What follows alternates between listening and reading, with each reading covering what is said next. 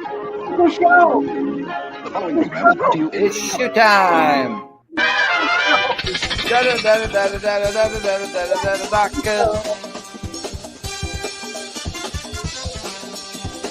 It's Sunday afternoon, so it's time for Doc's Cat Party. Join Doc, co-host Jeff Kendall, and their guests for 2+ hours of fun, frivolity, and maybe fisticuffs. And now, here he is, your host, Doc Duckus.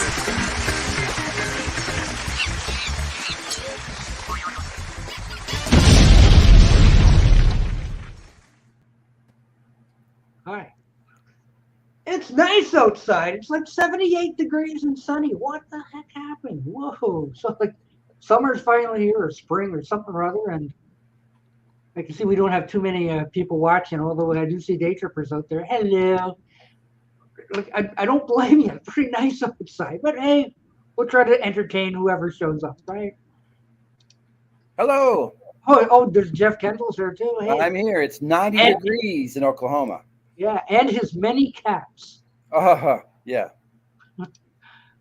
And Joe Mayo's here too. He doesn't have any caps. No. Or at least not yet. Okay. So anyway, we got 3 people here. It's Sunday. We'll try to entertain you as best we can and talk about stuff as best we can. What's up? Well, actually, I think I heard Jeff Kendall has some. I have a couple of things. Yeah. What? Do we do them early or what? Yeah, might as well. Mm-hmm. Sure. Well, I guess my lady Joy did my taxes yesterday, and I went to a half-price bookstore, and they had a 2 for $5 CD sale, and of course I had a couple of pretty good buys. I found another Bob Dylan CD. This is another one of his 60s. Oh, he's one of my favorites. So yeah. Hey, that's a great CD, Doc. Now I have this one, Blonde on Blonde, John Wesley Harding, and Nashville Skyline. So wow. I got 4 of them. And this is a really good one. This is a quick one by The Who. Oh, yeah. And this has got a bunch of bonus tracks. And this one, both of those CDs were $5. Well, so you spent $10. No, they were 2 for $5. I mean, excuse me, $2 for $5. Yeah, sorry. Yeah, that's not bad. $2.50. It's a lot more than the $1 you're used to spending. I know. Yeah, you know. I said 2 for $5. I'll find something I like, and I did. So, you know. And I know Joe got something new in his mailbox. Oh, What did you get? I think I have it handy here. Okay. I got to reach a little bit. Yeah. Look at that. Isn't that something? It's a lot of glare. Yeah. Record store day. Mm-hmm. Record store day. Yeah. Bingo. Limited edition audiophile black 180G. I got this from the Lennon Estate. They sent me. That's nice. Not 1, but 2. 2. Because the other one is Glow in the Dark edition. Ooh, glow in the dark. So we got a glow in the dark record and a black record. Okay. That's good. Have you tried to make the one record glow yet? Yeah, I did, but when in my video I did, but I put it, I paused the video and I went into the kitchen with a really bright light. I held it up to the light like this. Then I came back in here and shut the light off, and it didn't glow that much. It was daytime when I made it. I just shut the lights. It wasn't dark enough, I don't think. But have you tried it since? Like, let's give it another shot. No. I mean, it's like, glow, come damn it, glow. No, I know. I wish I would have got a better glow for the video, but. Oh, Wally. Are you going? Well, Joe doesn't have to. He just sits by his mailbox and gets stuff. Well, I do have to go. I want to get the Ringo EP, so I do have to go for the Ringo EP. Mm-hmm. Because it's got that wonderful new song, February Sky, on it. Yeah. You like it, don't you?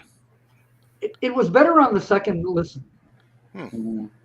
But even when I first listened to it, and I thought, oh, this is such a slow song. And then I listened to the James McCurdy song, and it's 3 times as slow. Yeah. So, It's not as fast as Mr. Moonlight. no, I know. Oh, look at Stephen Schnee. Well, Hey, Steve. Steve, what's up? I just came up to wish Joe a happy birthday. Whose birthday? Me. It's not my birthday today. But What? thank you. So that's it. No, Oh, don't go. Oh, away. no, hang on a little bit. Oh, Well, let's say it's this week. Let's put it that way. But where? Well, That's the according question. to Yeah, I know. I put it on Okay. there. okay. I Well thought- then, happy early birthday, and Doc just clip this part here, and then post it on Joe's birthday. No, you will never know when it is. You'll never know. Yeah, exactly. Never So, know. But while Steve is here, I have a demand for him. what is that? Do another monkey show. Oh, that'd be good. Oh, Yeah. oh, did you like Grant, monkey that was- shows? I mean, you really only played 20 songs, if that. So, like, lots Yeah, of material. yeah, We'll do another monkey show. 20 songs, a lot. Oh, Well, there was talking Well, between. Yeah, especially with our jibber jabber in between. Grant even had mentioned about Powered by coffee. Grant even mentioned about having more, he made me choose. He said, pick your 10 favorites. I'll pick my 10 favorites. So I gave him 10 favorites. Then he came back and said, it's just too hard for me to pick my 10 favorites. So I'm just going to pick 10. And he put them up there. And then he used some of my alternates too. But yeah, I thought it was really fun. We could have got deeper, but then we didn't feature hardly any of the big hits. Well, that was fun, but I was disappointed you didn't go into like Justice and Good Times. Oh, no. Justice I won't touch. Pull It I won't touch. Why? Good time. Because Justice kind of sucks balls. Understatement. Pull It is even worse. Mhm. Even though I know, I mean, not personally know, but I'm friends with one of the guys who co-wrote the single. Mhm. And I love the producer and stuff. It just didn't work. And then Good Times is kind of like, I look at it as like, what was that Beatles song, that recent one, Now and Then, or Then and Now, that Now and Then, Mhm. where I just don't, I think it's a great addition to their catalog, but I don't consider it part of their catalog. You know what I mean? Like my mind cuts off at a certain time. And I like, so that's why, I'll love Now and Then, and I love Free as a Bird, and I love Real Love. But if I'm going to make a Beatles comp, I'll never think of those three songs. Oh, You Bring the Summer will never be on that show. Yeah. I love that song. I do too. I'm disappointed. Which one, Joe? You bring the summer, right? You Bring It's the called? Summer. I think it was a great. Oh, no, show. I love. Yeah, I think that don't album's You fantastic. just don't consider it part of the. Yeah, it's not that I don't consider it part of the catalog. It's just that my mind doesn't process it that way. My mind says, I mean, even though Changes is a real smelly album, I consider that a Monkees album. I love the Dolan Stones Boys and Heart album. I don't consider that a Monkees album, even though it's almost the same amount of Monkees as on Good Times. Do I have to unburden myself of some of these though? Like that one I have, and I have Changes, and I have that. I don't know. We see. I've never liked Changes, but that doesn't mean that I won't like it. You know what I mean? I mean, maybe I'll finally go, you know what? Oh, my. Maybe that'll become a favorite, but probably not. I mean, I love things like Steam Engine. Oh, good Lord. Well, there you go. That's in the later catalog. Yeah. That is later catalog. And I consider Changes a Monkees album. Just two. Just not a good one. Christmas Party is very deceptive. Yes, it's not a party. But no, I'm a huge Monkees fan. That's the thing. I am a huge Monkees fan. Not as, but I'm also not going to be a sycophant either, and just say, "Oh yeah, tear the top right off of my head is that's right up there with Last Train to Clarksville." Yeah, or whatever. Impossible. Could never happen. But play All of Your Toys. Come on. No, All Your Toys is great. And I think one of Davy's best songs is I'll take a tall glass of gravy with a piece of hair in it or whatever that is. That little snippet from Head. But I think some of the greatest pop singles came from the Monkees. Daydream Believer still, I just think, is one of the most joyful, heart. If the Grinch heard that song, he wouldn't have had to go through all that bullshit in Whoville. He just would have heard that song and his heart would have grown, 3 sizes bigger. That's how he dies in the Grinch horror movie. Yeah, his heart explodes and does. but is there actually one of those Grinch horror movies like it's called the mean one. Okay, and he does literally die because his heart grows. That's how he dies. He's a killer or whatever through the whole thing. Then at the end he gets nice or something and he dies. His heart explodes. Yeah. Actually, that's kind of clever, really. Beautiful family movie. Yeah, I never saw the Winnie the Pooh, never saw the Banana Splits, and I have absolutely nothing against the concept and doing that. Really? There's the Mickey Mouse one coming. Oh, yeah. I saw the preview for that. Bambi. Oh, you don't say. Or Steamboat Willie. Don't kill me, don't. Or Steamboat's Willie. But I don't know if I'd actually watch, go out of my way to watch them. If they were on, I might watch them while I'm eating dinner or whatever. And then I'll just go back to going, doc streaming, and then I'll, turn off, turn off thing. I watch Joe streaming every morning, and usually you got to come up more often. Well, I'm usually working in the morning. Well, I'm waking up, and by the time I'm actually a little bit woken up, and by the time you go off, that's when I'm already on the clock. Yeah. Look, we have Jorgen here too. He knows all about it. Hey, Paul, long time meeting you here. So but yeah, I've got nothing to show, so I'm going to get back to work here. Well, just being said that, hey, I want another Monkey show, or do it as a regular thing. Ooh, Kiss. Well, that's a good album as far as they go. I'll tell you, better than the record.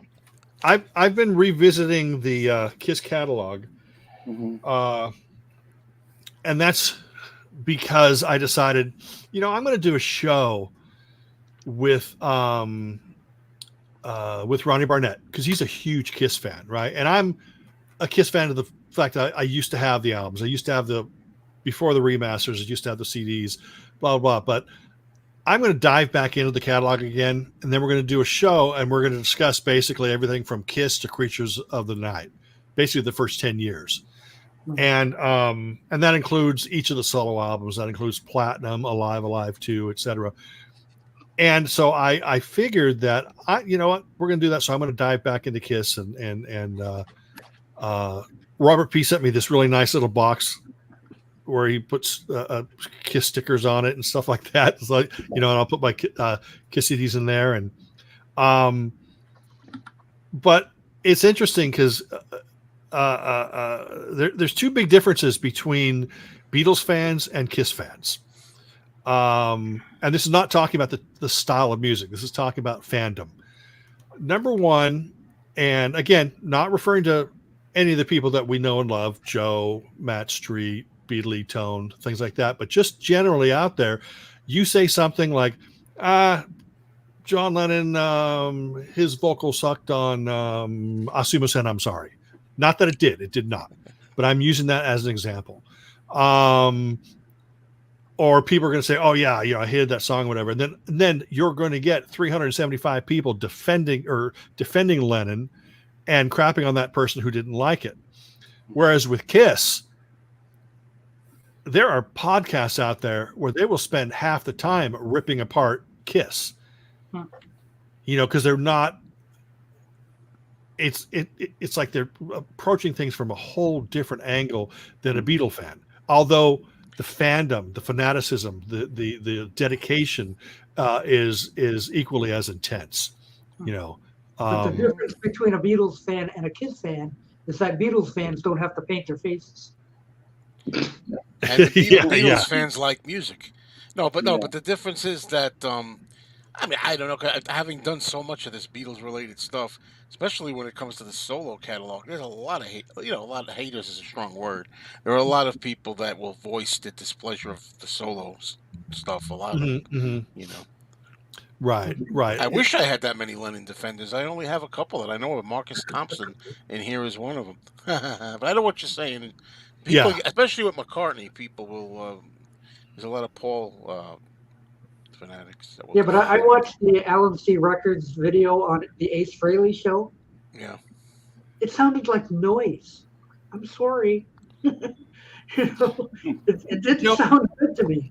And even when Frehley went to do a guitar solo, it sounded like it was off tune or mistuned. I'm going like, that is awful. Right in tune. What's interesting? What's interesting about any artist is we're going to use McCartney for example here because I did a video today with Larry Graves, Beatley Tone, Grant's Rock Warehouse. I was supposed to be on that. I couldn't make it. Yeah, where we talked about a certain McCartney album, and something that I brought up there, and I bring this up every time I talk about this is I feel like you shouldn't feel bad about somebody like McCartney because McCartney's made, he's the richest, most famous rock star in the world, but also doesn't matter how good or bad an album is. People are going to go, well, it's not Abbey Road. It's not I hate that, Revolver, and it's like, Abbey Road wasn't, Sgt. Pepper. And everyone said Sgt. Pepper was the greatest. Revolver or Sgt. Pepper wasn't Revolver. Revolver wasn't Rubber Soul. Everything was different. None of the sounds. Thing is take that first listen. It's okay. It's not Abbey Road. Fine. Go back to the second listen, and you're going to because you have no more expectations, or shall I say, your expectations are in the garbage bin or in the garbage bin. When you listen to it again, you're going to start discovering all that stuff that your brain didn't process first because it wasn't side 2 of Abbey Road. And, that's the same thing you have to do when you listen to the Monkees' Changes or whatever. Just take each album as it is. And I think you'll enjoy it a lot better instead of just constantly comparing it to everything that's come before. You can do that later, I think. Just like this? Compare. Well, I certainly would. I'm speaking to myself. If I had been able to make the show, I think Larry invited me originally because he knows I don't like Driving Rain, and I still think it's his worst of his original albums. Meaning, I say original studio albums, not covers or anything. Just his right. Or his least, worst, whatever you want to say, his least. Right. And that's where I would have went. I don't know if anybody on the panel had that feeling, or everybody was praising it or what. But you're gonna have to wait. I don't want to. I understand that. Yeah. But I used to call it Thriving Pain. I used to call it that. I don't call it that anymore. But I listened to it again for Talk More Talk, and I dislike it a lot less. Well, here's the thing. Like, I love McCartney. So, I've said this on many shows. I love McCartney solo up until McCartney 2. After that, I lost connection, not interest, but I couldn't connect to anything anymore. And that's mainly because it seemed like McCartney had an edge or a rawness, beginning with, McCartney and then going up through his career. Each album kind of sounded different, but there was still a rawness, a looseness to it. And beginning with Tug of War, all the rough edges were cleaned away, and it became smooth. It was a lot smoother. I'm not saying that those are bad songs, But then Pipes of Peace was just a sanitized version of that. I mean, say, give me a freaking break. What a load of crap that is. But that's kind of why, or when I lost the connection with McCartney. I think he started regaining a little bit of more looseness, a little bit more rawness with Flaming Pie. Yes, he did. Oh yeah, well, Flaming Pie in particular. Yeah. Oh, Yeah, I think so. And not everybody loves it, but a lot of people do. Chaos and Creation in the Backyard is unlike anything he has ever done. Mm-hmm, mm-hmm. Yeah. See, I mean, the thing is it's all how we connect with music. I mean, that's really what it's all about. I'm into that, connecting with the music. So I'm not saying that Flowers in the Dirt. What's the one with the feet? Oh, Off the Ground. Off the Ground. Yeah, Off the Ground. Even Tug of War and Pipes of Peace. I'm not, or Press to Play, I'm saying is a bad album. The other ones, I'm not saying those are bad albums. I just didn't connect with them. You know, there wasn't anything that I was looking for in those albums. Flaming Pie, he started getting back into it. Driving Rain, the covers albums I thought were useless.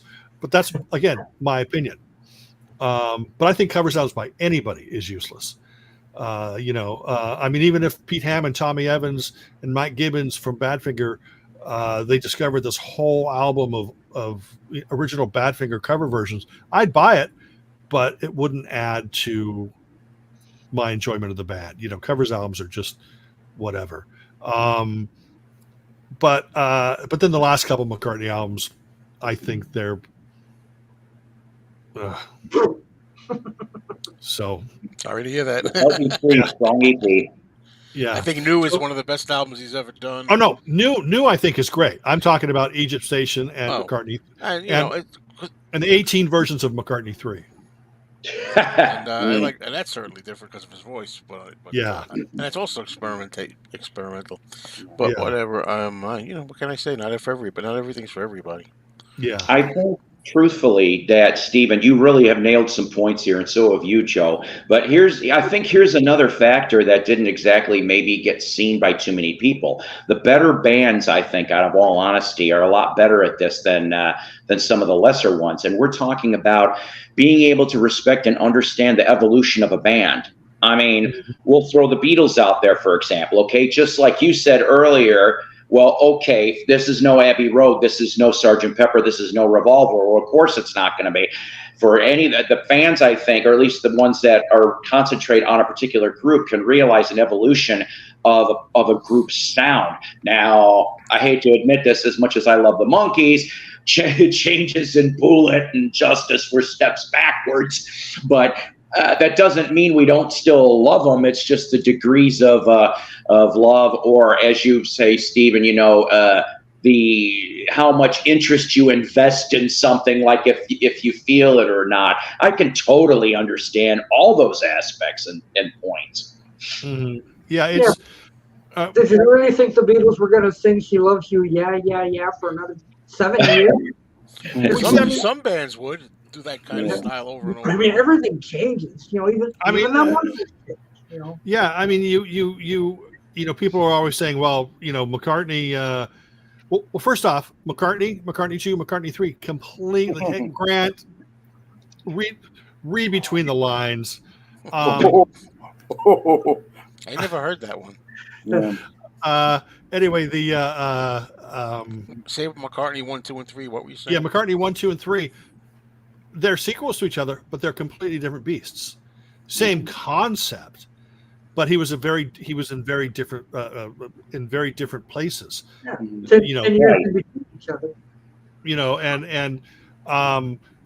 I think it's weird when a band will release a hit album, like let's say ABC, for example. They put out Lexicon of Love, big album, 1982, and I think 2022 or 2021 they put out Lexicon of Love 2.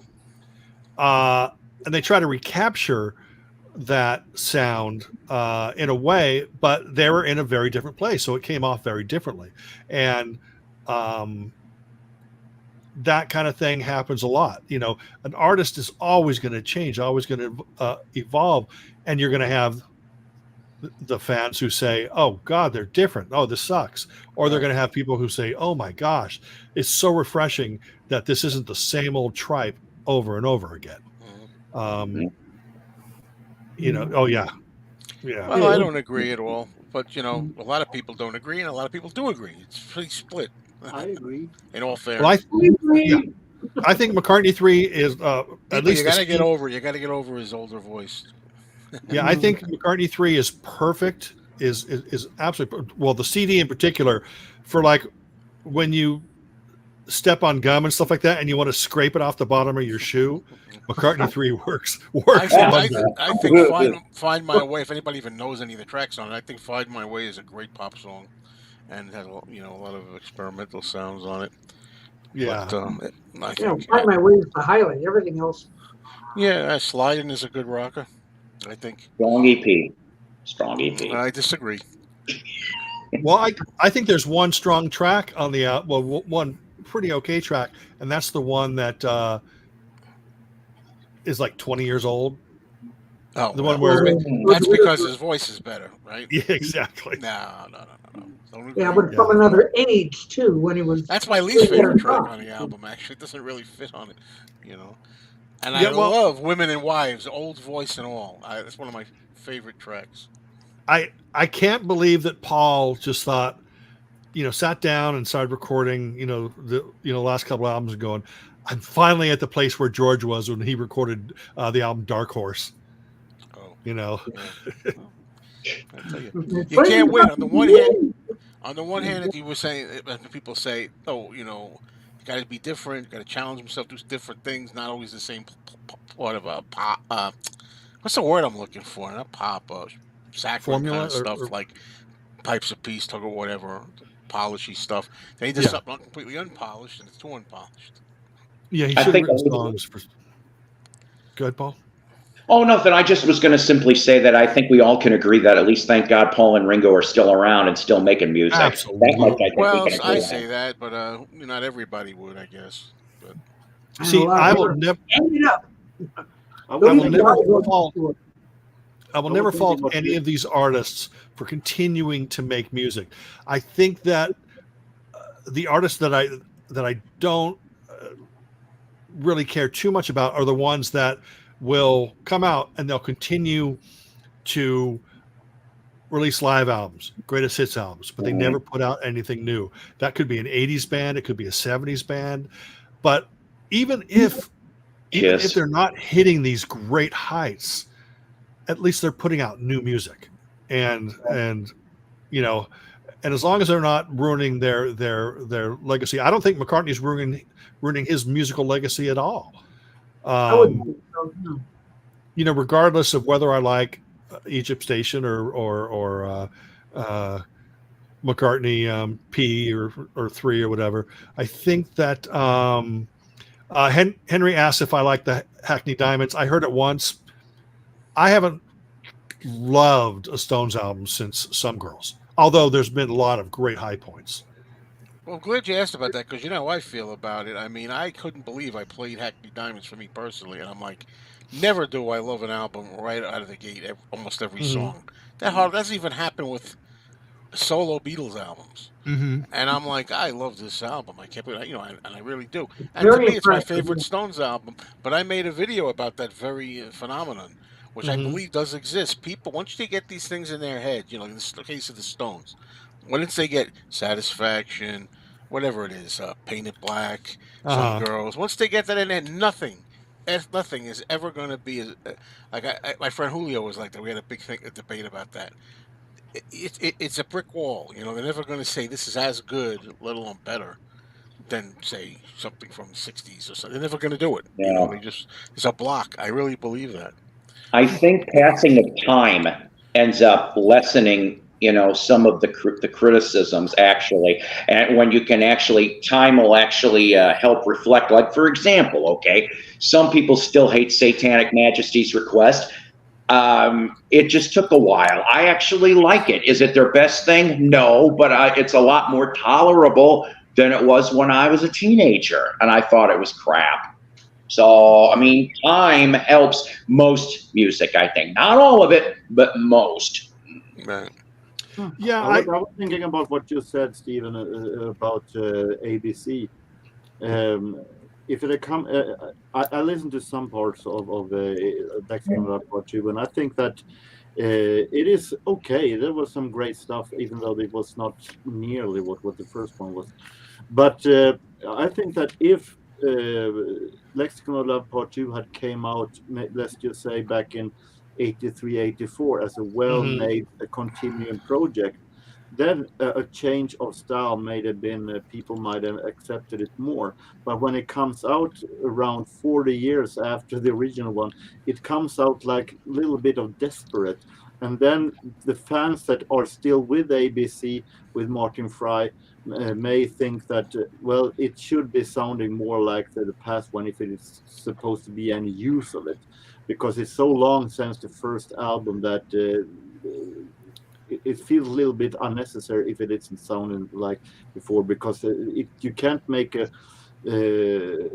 people who have used ABC will not be interested in it, and new people who hasn't heard the first one will not be understand it. So I think that maybe if it had been better, if it had been coming out directly after the first one, it has been more interesting if it had been a change of style than 40 years after the first one.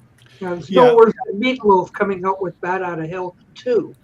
You know, like, let's try to recapture the magic, if there's any.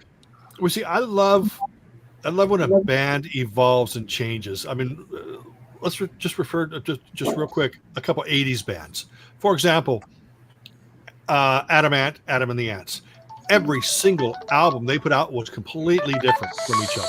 Gotta take this. Sorry, folks. Hold on a minute. Okay. It's completely different from each other.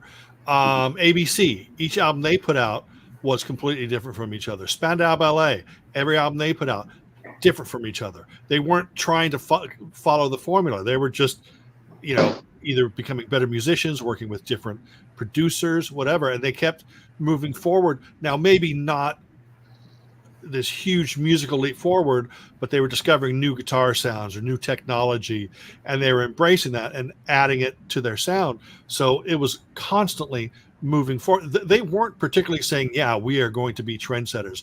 We are going to sound different with every album. That's just the way it ended up.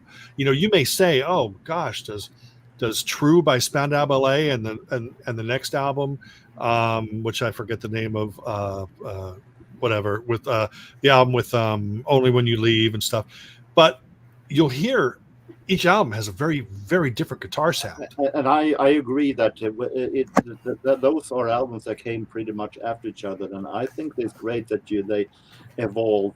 But when it comes to changing after 40 years. Right. Then I think it may sound a little bit desperate. But I wrote an article. I wrote a blog article on my blog about that. I thought that Joe's video was magnificent. The problem today is that we have so many. That back then we didn't have half of the media that we have now. Now we have so much media, but everyone is constantly playing top 40. If you're going to reach out today, you have to more or less sound like you are so commercial. And I think that's why many of the artists of today actually sounds pretty much like they did back then, because that's the only way to reach old fans. The new fans that demands that they are sounding more like Taylor Swift or stuff like that. I think that if I'm not wrong, Spotify has come out with some kind of demand soon that where actually they will give money to those who actually is been more played than others. And that's going to make people going to have to force themselves to sound like Taylor Swift and so on. So many, to keep the old fans, they need to actually adapt the past, because that is what they know what the fans want. They're not trying to get into the top 40 anymore, because they know that it's useless. They're not going to have stand a chance. The only thing they can do is to keep the old fans. Well, it's all in the artist's head, though. So what the artist wants to do at that time, it may not be what the fans want. Yeah. But it's where the artist is at the time. This is what I want to do. This is what I want to do because I hope everybody will love it. And, oh, they don't. Well, I respect an artist that evolves and changes with each album because they're doing what they want. You listen to, let's say, Adamant, Kings of the Law Frontier.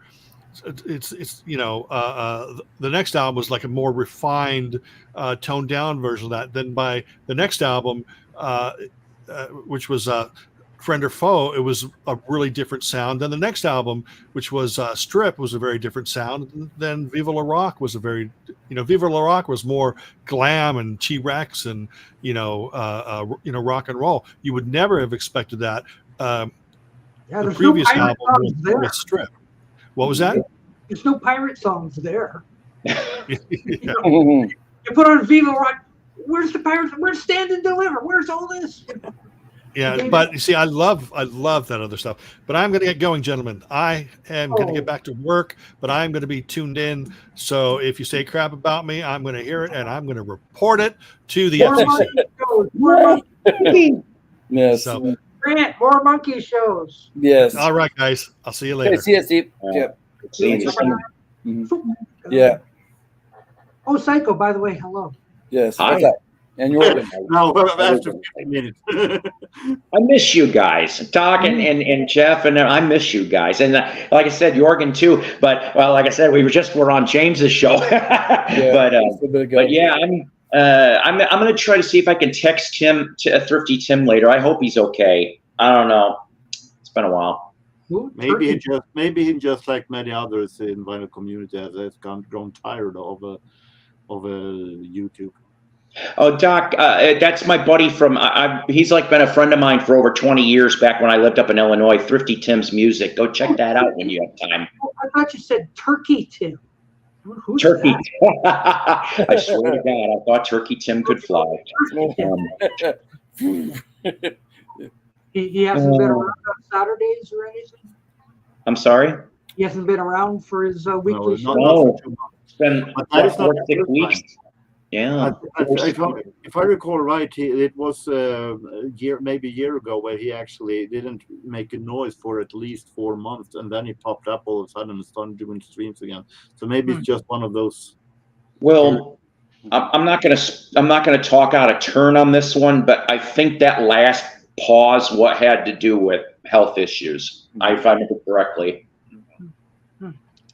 Couple things to look at here. Next, doing my laundry on screen. Come back in 2 weeks.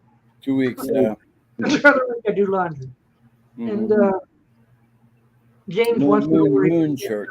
Moon shirts.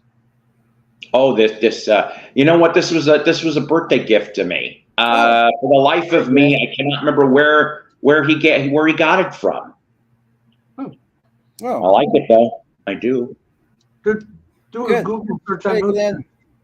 Glenn is going out with the family. Oh, enjoy your family, Glenn. Nice day. Yes, nice day. Hopefully, it's a nice day everywhere. Okay, cool. Yeah. And what is it? 79 here. Oh. Hey, yes. Oh. I know you're saying like you're in 93 or something. Well, no, it's 89 here. 89. 82 here. 79 here is like, whoa. Yeah. Just a couple of days ago, it was like 49. I put my AC on for the first time this year. I'm like, yeah, God. Yeah, I've been running mine. Yeah, I got to buy a new AC for my place. Uh-oh. I'm going to get a new AC for my place. So put something in there. But yeah, it's warm today with even though they're saying like, oh, it's going to be windy. I go outside, it's a warm wind, not a cold wind. Yeah. So like this is different. Sunny, good. It's a good day to be outside, and I don't blame all you people there that they're probably doing the same thing. They're all outside. Don't forget to watch this afterwards. That's right. Warm wind at Sunnyvale Trailer Park. Yeah. So, and anybody want to make a comment on Ringo Starr's new song, "February Sky"? I haven't heard it yet. No? I haven't heard it. No. I heard it online. It's okay. Yeah, Yeah. Actually, I didn't know it existed until you mentioned it. Mm-hmm. As I said, I liked it better on the second listen. Yeah. But in the meantime, I had listened to James McCartney's Primrose Hill. Mm. And it didn't do anything for me. so, like, yeah, I think I like the Ringo song that much better than the Primrose Hill thing. Yeah. So, sorry, James, if you're listening. I'll never do anything from the James McCartney estate, I guess. The James Paul McCartney stuff. Yeah. Or James McCartney. Paul was his dad, yeah. Yeah. So, maybe they come out with a stronger single, if that's... Yeah. Yeah, because as far as I know, that's his first single ever. It's the first time I've ever heard of it. And now, James McCartney. Now, is that the one that Sean Lennon wrote with him? Yes. Oh, okay. But I don't have... Sorry, Sean, but I did bought one of Sean's albums, and I didn't like it. So... Coming soon, the Beatle Kids LP. The Beatle Kids. It's like between Sean and Julian is the better artist, I think. But the James say, the Beatle Kids sound like a bad 70s Filmation cartoon. Yeah. and they also speak like the Archies. Beatle Kids in space. Okay. Or on a planet. Yeah. I went to a record show a couple weeks back. Oh, did you? Yeah. Let me show you what Beatle related, but I also have some monkey stuff and some other things too. Some of you people that watch my show will see all this before, but I got new people here to talk. So, as far as for the record show, I only ended up buying like 2 or 3 records. Okay, that was it. Some Chicago area rock that I was looking for a while, and then I found Stephen Stills' first album, which has Jimi Hendrix and Ringo on it too. But there was this guy that had DVDs at a reasonable price of a bootleg nature, and but we had people come from 5 states. I'm not kidding. This was in Carthage, Missouri. We had Missouri, Arkansas, Oklahoma, Kansas. Oh, no, I take that back. 6 states, Iowa and Illinois. So we had that many people. So, hey, Lennon McCartney song. Yeah, that's what he's talking about. So these were reasonably priced, I thought, anyway. And so I ended up grabbing from the TMOQ, remember that bootleg label? Gazette, Hey Jude, and Revolution. Yeah, so it's all of there was some nice unreleased footage from here, and then as an added bonus they threw in the Smothers Brothers parts, and then when George Harrison did a cameo on the show. So I got this, but then this next one here, now my buddy bought the same thing and he said it didn't seem like it was for good quality to him. Well, I'm like, well, no offense, we're probably never going to see a legitimate Apple release on this. And so I said, too bad. I spent $15 on this. I think it was $15. The Beatles cartoons, all of it. Wow. Yeah. All of it. And so, excuse me, there was 39 episodes. And of course, going from 3 seasons, 39 total episodes. The first one, I'll just go first and last. So the first one had Hard Day's Night, I Want to Hold Your Hand. And then the sing-along was Not a Second Time and Devil in Her Heart. Then we get to... Can I read 39 of these, bud? Yeah, episode 39, you had Wait, and I'm Only Sleeping. And the sing-alongs were Penny Lane and Eleanor Rigby. So we got that. And you know what? I played the first couple cartoons. They seem fine to me. I don't know, but my friend's a little pickier than I am, I guess, okay? And like I said, some of you guys, I know Joe has seen some of this stuff, so it'll probably be old for him. But I ended up buying a big bag of cereal box records for a recent decent price, and I finally got 2 of the 4 Monkeys cereal box records. Now, since I haven't had a chance, do you guys got all your Partridge Family stuff? Yes, we're ready. I don't have anything here. Well, I got one. I'm just gonna, since I don't get to do this that often. All right. Remember the Still Sealed? Yes, this is 1973. Still Sealed. Oh, look at you. Yes. Well, I don't have any. I have an added bonus. I have an added bonus. I was joking about this. I've been looking on and off for 20 years. Oh God, Joe's gonna know what I'm talking about. Hold on. Come back, Joe. I was. Oh yeah. Oh, my God! You got it. And white label promo. That's right. Wow, not for sale. All right. So this is going to be a exclusive to Doc Dacus's channel. Oh, look, does it have the shopping bag, Joe? Sure, of course. Nice. Kick ass. So here's the exclusive.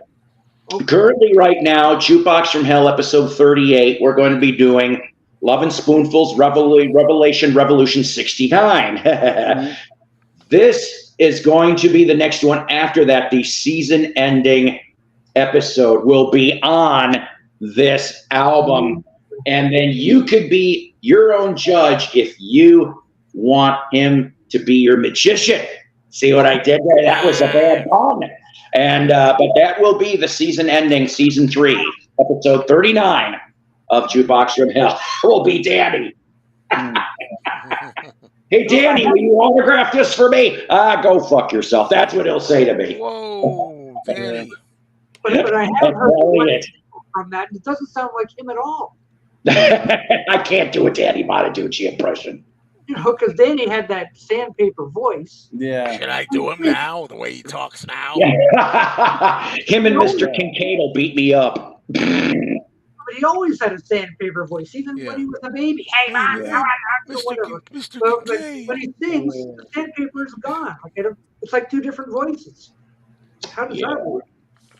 So, I got a cough. He's no David Cassidy, that's for sure. No. And none of the band and none of the people that made this album instrument-wise have I ever heard of. Not one. And there's no Jeremy Gilbox playing drums or anything? That would have been funny. Thank God that Jeremy never got. Could you imagine? Hey, listen, every one of you guys are going to get a solo album. Jeremy, yours will be last. And then he was gone. If I don't get one. The world was spared that monstrosity. Mm-hmm. Where is Danny? Yes, Danny, where are you? Yeah, no kidding. Danny, there's an open spot. Danny, come There's up the king here. of chaos. He was, we had just with me and Jorgen were there with James with King of Chaos. He's probably Danny was a James stream, so yeah. Trying to get him. Oh, are you trying to get Danny on the phone? Okay, Danny. I'm looking for his. Where the hell is he? Well, I wonder if he's tired because he's on the one stream. Yeah, he's. Mm-hmm. Man, you don't want to see him take his shirt off after the show. That's terrible. Yeah. Tracy's triangle. Ding, ding, ding, ding, ding. Oh, yeah. And then the tambourine. Tracks of triangle. Ding, ding, ding. I'm sorry, but if I was musically inclined, I think the first comedy album I would make, I already came up with a band named the All Electrical Acoustical Band. That was every like a triangle, wood blocks, fish, all of it electrified. And the funny part to me is, you know, those people that could play the glasses with like different levels of water, that too would be electrified. And then somebody would have an afro because they're going, because the electric shock. That sounds like a theremin doing these things. Oh, yeah. Yeah. Ooh, yeah. Mm-hmm. All electrical. Silver String Submarine Band. Yep, there you go. There you go. Mm-hmm. That's good. Not to be confused with Graham Parsons International. Yeah. I'm going to give Jorgen a chance to shine because Yay. I happen to know that he bought a McCartney single. What? You're gonna have to shine. How about shine some light in that room? Yeah. Well, it's dark in Sweden, you know.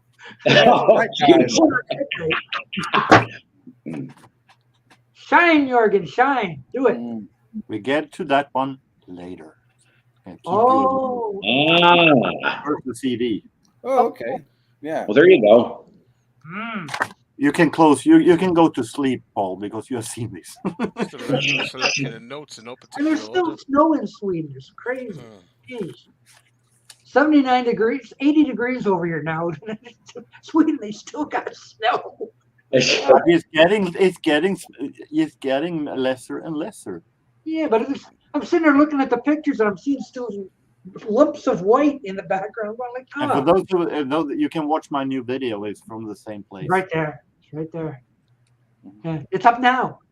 Do it. Do it. Yes. Yeah. Do you mind? Hmm? Do you mind? Do I mind what? Make me big. Oh, I thought you wanted to be small. Big, he has I thought he was doing the claw for Baron von Raschke for a second. Okay. Starting with some jazz singles. I found yesterday some really nice jazz singles. This is Jimmy Cleveland and his orchestra. I had no idea who this actually was, but looking at the back and see Art Farmer and Benny Golson and Billy Butterfield in it. Yeah, all my favorites. Yeah. Yes. You don't know who those are. No, I haven't got a clue. Zoot Sims, modern art of jazz by Zoot Sims. Zoot. Nice. Zoot. And we have Cecil Payne. Oh, okay. But also with some nice. Most of these are 50s. Oh, okay. 50s jazz artists. 50s jazz with a little. Can't find what I'm looking for fast enough. You got time, Joe. Modern jazz sextet. Yeah. I think if I'm not wrong, that it is the name is because John Lewis and Percy Heath from the modern jazz. Got Dizzy Gillespie. We have some Lucky Thompson. Damn it. I have to say, Sweden is a very jazzy country. Yeah. And yes, we had a really nice jazz tradition in the And who is actually part of this, if not Jimmy Cleveland? Once again, I never heard of the guy before this weekend, and now I all of a sudden have two records with him. Mm-hmm. Early Autumn, Woody Herman. This is one of my absolute favorite jazz songs. This is really relaxing. Some amazing backside with another amazing classic. Yes, on Carousel Records. Four Brothers. Yes. Oh, kind of like the Osmonds. The exciting Louis Bellson. Louis Bellson, who was a drummer. I never knew though that he had a big band actually. Ooh. Nice. Better than having a small band. Pacific Gas Electric. Are you ready? Okay. I've heard of them, I think. They couldn't think of anything for the back. Marvin Gaye. Oh, Marvin Gaye, yeah. From 66. What's the other side? Take this heart of mine. Probably from interesting thing was that it wasn't when I bought it. It wasn't a total other sleeve from a total other song, and I was thinking, okay. I looked at it, Marvin Gaye in it, and in good shape. Yeah. So, I take this one because it costed me 50 cents. All of these. Okay. It's better than Dizzy Gillespie. Yes. Hmm. And there it is. I've seen that. Yeah. Moon. Ding, ding, ding. Oh, and Hi, yeah. Yeah, I'll take Hi over Seymour, but I like them both. It's getting into a plastic sleeve though. Yeah. So that is what I've been finding this week. So you've got some McCartney. Yay! He's really getting it. I have some Beatles. I have Wings. I have Paul McCartney solo. Yeah. Good. Very, very good. I got an audio. I haven't been able to do it. What's that line in Hi? Whoa, Joe lost his audio. Didn't come out clear, I guess. No, that was awful. Yes. Ooh. Oh, so Abbey Road too. Boy. Oh, that's a tired album. That's a good one. Hey. Hi. Well, 10cc, I like a couple of songs by them. That's it. Yeah. I love 10cc. I have complete collection of all of their albums. How many albums they have? With exception from the one they released 2 years ago. I do not know who Jean-Luc Ponty is actually. Well, I would say that's a no. It must be. But I love 10cc. I have all of their albums until 1982, when they broke up the first time. Mm-hmm. What are you doing? Uh-oh. Got quiet. Must be time to do a death of the week. Oh yeah. Okay. Yeah, let's see who died this week. No, don't say who I think you're going to put. Well, there's no way nobody could be more popular than. Man. Oh, where did it go? Oh, here it is. He didn't put out a record. Yes, of course, it's O.J. Simpson. Who else? You can tell that he's guilty just I didn't looking know he at that died. face there. You can tell he's good just by looking at him. That piece of 30 years garbage. later, Rotten to hell. Yeah. I hope he didn't put out a record. If the judge couldn't get him cancer, I don't think so. I've never heard of him doing one. what's that? O.J. Simpson was ever a singer? Ever put out music? I've never heard of it. If he did, it stank. No. Well, Yeah. if Rosie Greer and Shaquille O'Neal could try, Lord knows. Yeah. Patrick says some good 50-cent Swedish records there. Tack så mycket. And No, now God honestly, can tell him who killed Nicole. In a nice plastic sleeve. You'll find out now. Yeah. He's not looking for the killer anymore. Uh, So, yeah, but you can't beat that. Sorry, Barbara Rush.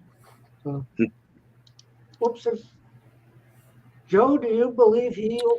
No, I actually don't, but I'm just making a point here. Oh, he meant hell. He meant hell.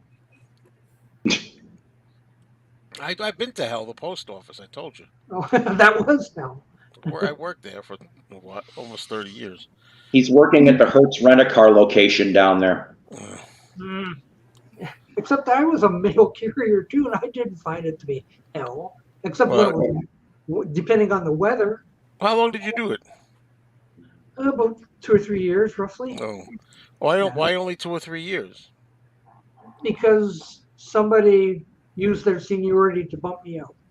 Oh, come on. Canada must be That different. happens. Than, that doesn't Yeah. work. That don't happen. Look, it's Penny. Penny Lane. we have the Penny Lane. Penny's there.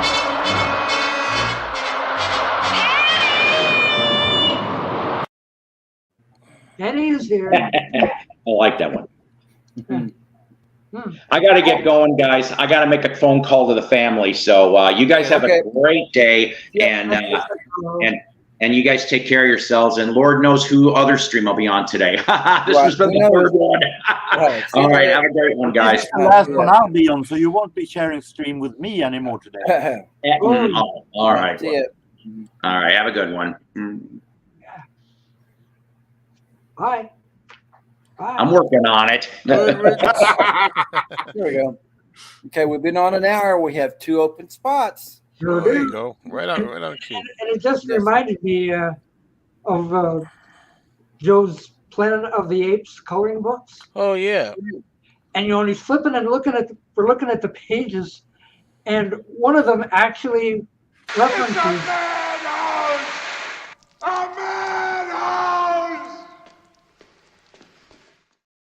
Yeah, I was. That was in the book. Yeah. I was in there. Yeah, man. Holy cow! They actually referenced that in the book.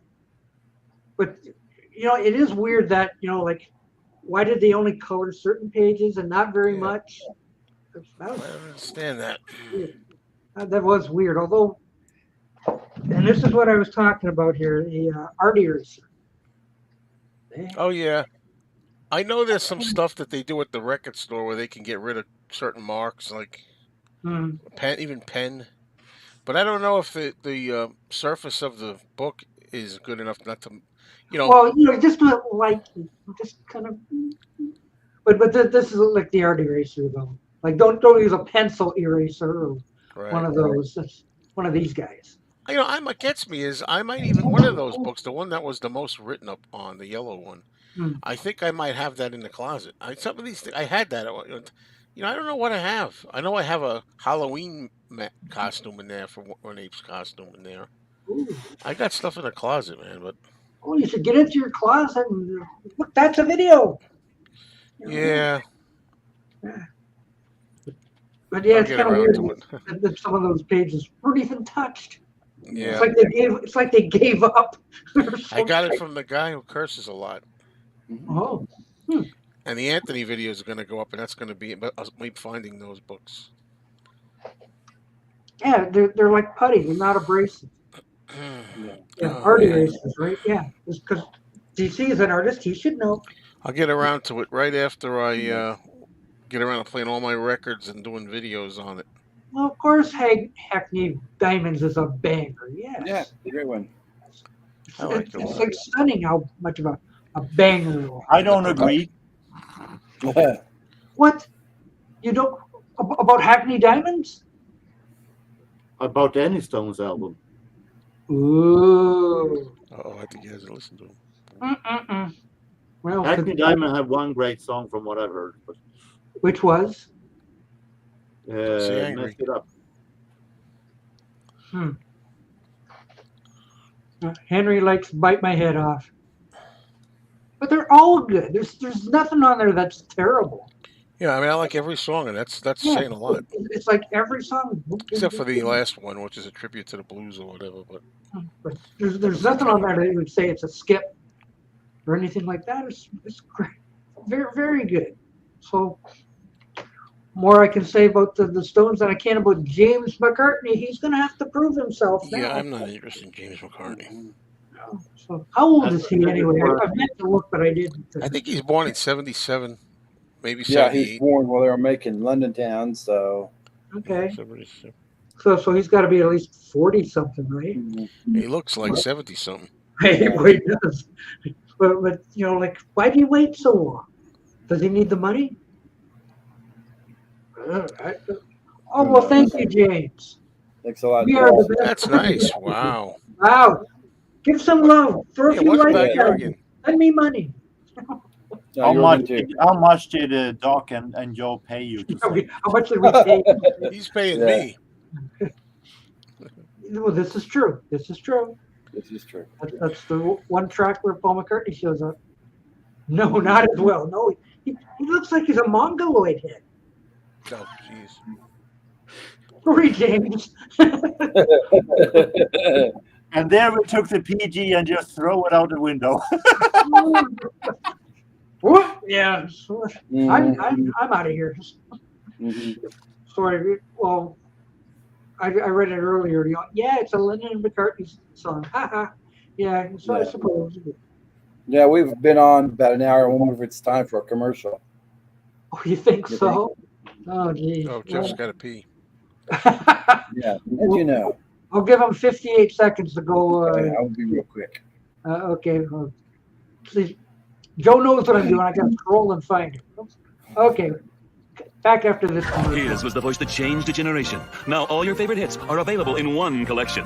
Who can forget these timeless classics, never before covered by a stuttering pig? Changes. Turn and face the stranger. It changes. Now, these precious moments are yours to relive again and again for just $19.95 a month. Downloading these songs for free on the internet could take up to half an hour. Half an hour of time that could be spent listening to a stuttering pig singing someone else's hits, like these. You ain't seen nothing yet. I'll be with the baby. You just ain't seen nothing yet. Call now. Take your cell phone out in the theater and call right now. Please speak loudly as our operator's hard of hearing. Why won't you call? Could tell right away that I was bad to the bone. Bad.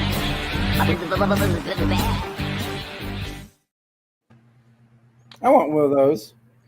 I was waiting for him to sing studio. Yeah. They forgot about that one. Mm-hmm. Well, Richard James, if you haven't figured this out by now. Yes. I don't know about that. I don't know about that. That's one idea, Joe, for you to make. I don't know. Oh, he's got retorts, I guess. Yeah. Video retorts. Retorts. Yeah, you know what I mean by retorts? You have a retort, like a clip. Yeah. Oh no, a retort as in somebody says something and you play the clip as a retort. Oh. Yeah. It's like if Henry was to say something nasty or something like that. What was that? Gutfeld. That's how we talk. King of late night. In response to something. It's hard to get those things ready in time. That one was at the bottom of the Rolodex. So I could bottom. grab that one. No. But then you got stuff like,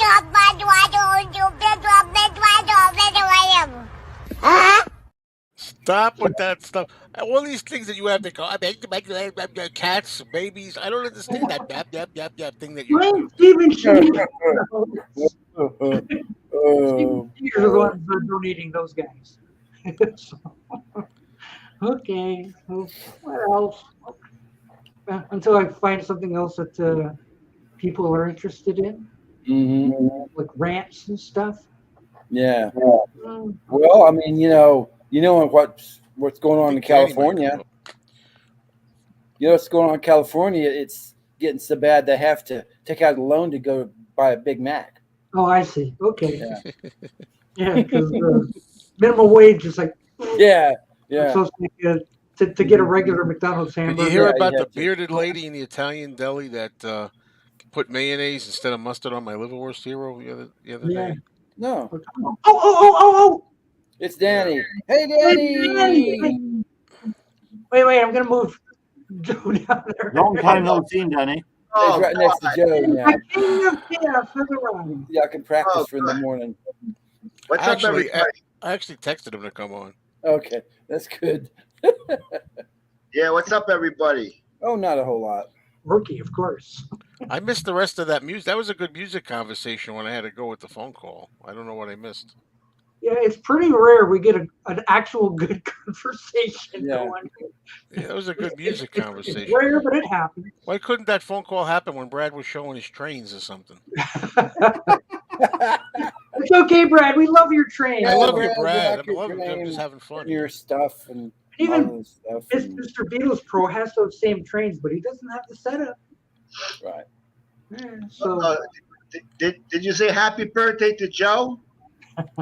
We covered that already. I told you it's not my birthday. It's this week, but it's not today. This week. You lying ass. Come on, man. How do you spell that? Say happy birthday, Joe, in Brie. Oh, well, it's coming. Thank you. See, example. I can't reprimand you here. It's not my place. Oh, no reprimand.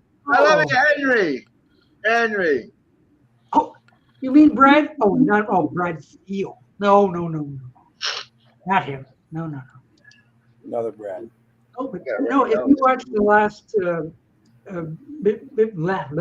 Beatles Pro thing, and he's showing his room, and there's stuff in there that I don't think Beatle Brad has ever shown that I know of or thought of. It's like, look at this. What? And it's just jammed on his shelf that you can see stuff behind other stuff that he's not even mentioning. So it's like, why doesn't Lisa Welch show up at his door? Yeah. Geez. Is it because the room's too small? They can't fit all the cameras in? Sort of thing? I had Taco Bell for lunch. Yeah, because it seems like when they go to these places, they're like a big basement, a big room, and they can maneuver around and look at this, look at that. And these people with just a room, we can't do that. It's just too small. We can't fit all our stuff in there. So. Hi, Penny Lane. Hello, everybody. Hello. Yes. Two rooms full. 2 rooms full. Amazing. If the power goes out, it's because I never seen the sky so black like it is now. You need to move. You need to move. It's coming your way, Joe. It's coming to New York. It's already come over here. It was nice and sunny for a while till 1 o'clock or so. Is the eclipse a couple days late? What am I going to have for dinner? That's what I want to know. Oh, good. Danny has your picture straight. No, it looks crooked to me. Oh, God. Hi, James. Oh, Dusty. Hey, hello, Dusty. Yeah, this is my birthday week. Paranoid. We'll destroy you. No, not being careful will destroy you.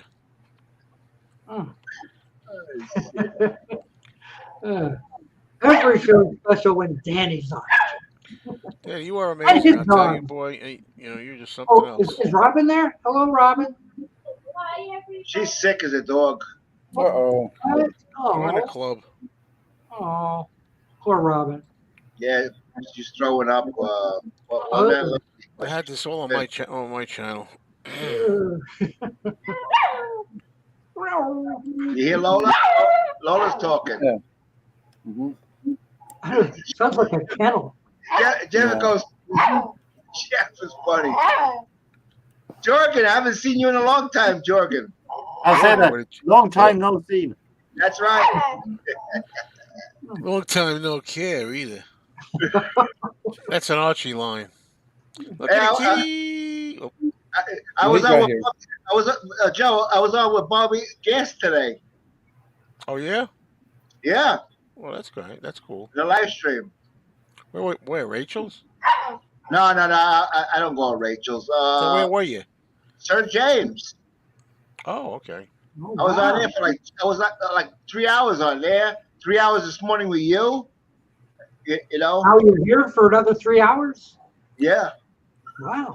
Danny, you need a That's life. long. Yeah. Ooh. 3 streams. I'm in high demand. Get up Yeah, in you the morning. Yeah. I made you.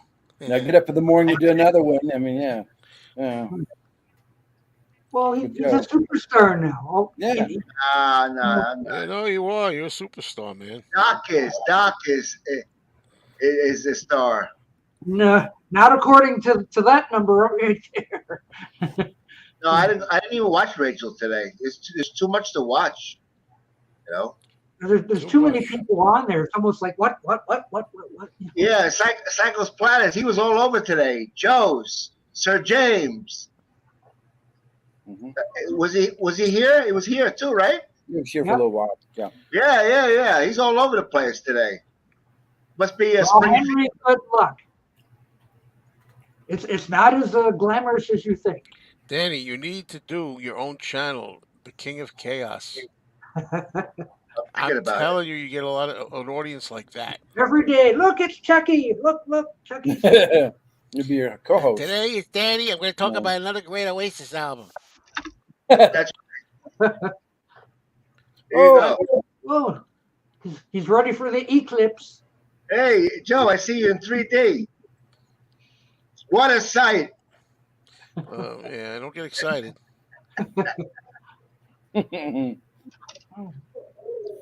All right. Oh, yeah. Boy, Patrick's everywhere. That's rough. Hope she gets to feeling better. There's only a thin strip of America that got the total eclipse. It wasn't everywhere. I know. That was a jipper here. It just got dark here. It looks like it was going to storm, you know. And it went away after a while. Oh, it sounds like Danny's having a story. Joe. Yeah. Soon as that wind picks up, the internet's going to go off. Oh. Danny looks like a mix of Jack Nicholson and James Gandolfini.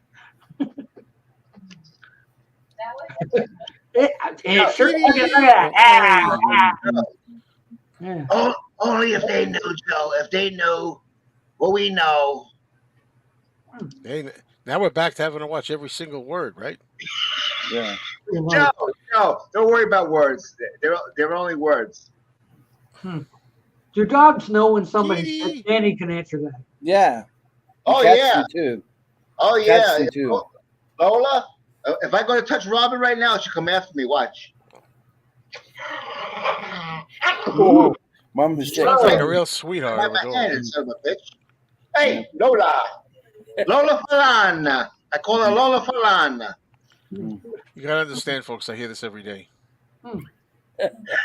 No, it's Danny Ambrosi, KOC. Yeah. Yeah. I think I'm going back to work. Work? What? Yeah. I'm gonna work from 7:30 to 12 in the morning. Doing what? I don't know. Stream and then No, you're playing second fiddle to Joe is what you're doing then. Burger King. I flip hamburgers and stuff like that. You know? I don't believe that. it could be a door greeter at Walmart. If I don't like somebody, Hey. If I don't like somebody, I drop the hamburger on the floor, step on it a little bit, and put it in their bun. Yeah. No, not really. No, like I said, Danny, you could be a door greeter at Walmart. Hi. I'll make heroes for Joe. Joe, I'll make you the best heroes. Yeah, I don't know why. All the things I could have ate today for lunch, I had Taco Bell. Hey, did you have liverwurst today? No liverwurst today? Taco Bell. Oh, I love that liverwurst. Taco Bell sucks, but it's all the same thing. I got like a few different things, and they all taste. They take refried beans. That's it. It's all the same thing. What's a good word? Piccolina says it's all D's and J's. Yes. Yeah. Oh, Henry was a door greeter at Walmart. It's a miserable job. Sounds like a tough job. I thought door greeters for older people. Yeah. That's true. But I mean, like to say hello to everyone that comes in. Like, Want to try a miserable job? Try dogging out mail and parcels and all And then kinds chase of them. Chase them if they'll go buzz, through the door. The door greeter's supposed to chase them. Oh, that's what it is. Yeah. Danny was at White Castle. How'd you know, Patrick? Yeah, I worked there that day. Joe came in. Huh? Yeah, I didn't even eat. It wasn't even food poisoning. It was just Danny's hands that wanted. It was Danny poisoning. Joe, you have to go back to White Castle. I mean, never again. Never. You're so wimpy, Everybody does that when they get food poisoning. Never go back. Nah, it wasn't food poisoning. It was. Hey, maybe your girlfriend tried to poison you. How do you know? Oh, how dare you say something stupid like that? I said, you're lucky that you're not on my channel. I'd be throwing clips at you left and right. You got no power here. Where's that from? Yeah. Oh, that Wizard of Oz. A house might drop on you, Joe. Come on now, dog. Come on, man.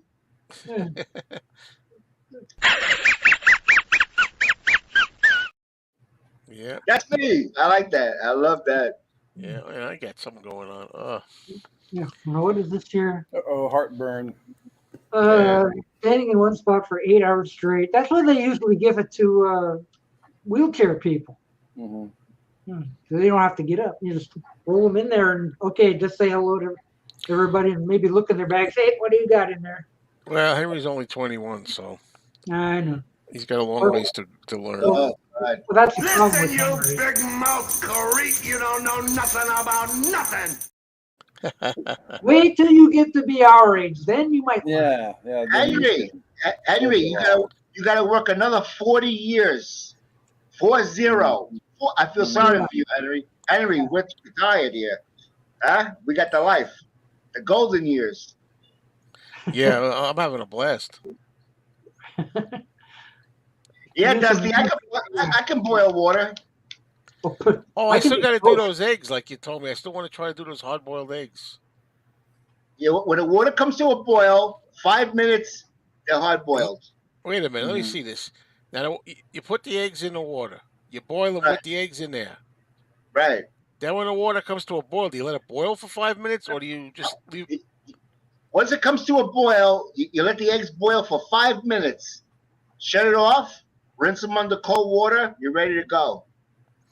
Yeah. What if I want to eat them over time, put them in the refrigerator? Yeah, you can. You can leave them out on the table overnight. When people make Easter eggs, they color eggs. They leave them out. They're shelled. Nothing. Oxygen is the problem. Air does all the damage. See, Dusty's telling me put them in ice water. Yeah, this way they got ice water. I don't have ice water handy. I don't know. I've been to a restaurant where they didn't know how to make eggs. Come on, I want my eggs sunny side down. They didn't know what it was. So they brought them out sunny side up. It's like, no, I said sunny side down. You flip them over. I haven't seen Mix 64. He hasn't been on my streams, has he? Been lately? Yeah, you got some splaining to do. Yeah. And just I can't use that now. Just stick the egg. The eggs are protein, Joe. They fill you up. It's all protein, no carbs. You know. Yeah, I know. Hard-boiled eggs in the Instapot. Instapot takes 2 minutes. Come on, man. What is an Instapot? Never heard of one. I'm not gonna get Instapot to save 3 minutes. Must be an American invention. I never heard of one. Stan Laurel used to carry them in his pocket. Even Columbo. If you watch Columbo series, he's always pulling an egg out of his trench coat. Columbo. You know I can't eat hard-boiled eggs and nuts. Who's the guy that doesn't like Laurel and Hardy? Me. But they're fine. They're fine. Oh, you're crazy. March of the Wooden Soldiers I like because I was a little kid when I watched that every year when I was small, But it's not comedy for me. I think they're stupid. No. Oh, I'll give you stupid. I like them as people, not that I don't like them. Do you like the Three Stooges? I love the Three Stooges. Now, see, that is the most stupid. I love the Stooges too, but that's not my show. That's the most stupid comedy there is, and you like them. I love them. Who could figure anybody out? I like when they were plumbers. They were in the bathroom doing the plumbing. Yeah, that's some of the funniest shit. And you think of all that's a cliche. That's a cliche. You say, the Three Stooges. Remember when they were plumbers? Like the most common scenario. Yeah, something else. All they had to do is shut the water off. I mean, that's how. It's really stupid, but it's funny, Well, they tried to shut the water off. They just didn't know how to do it. No. They should have called a plumber. Yeah. Well, they're bad at every job. Whether they're painters or. Don't you remember that television series that did the pilot Jerks of All Trades? Sure. With Shemp? They would have done something every week, I'm sure.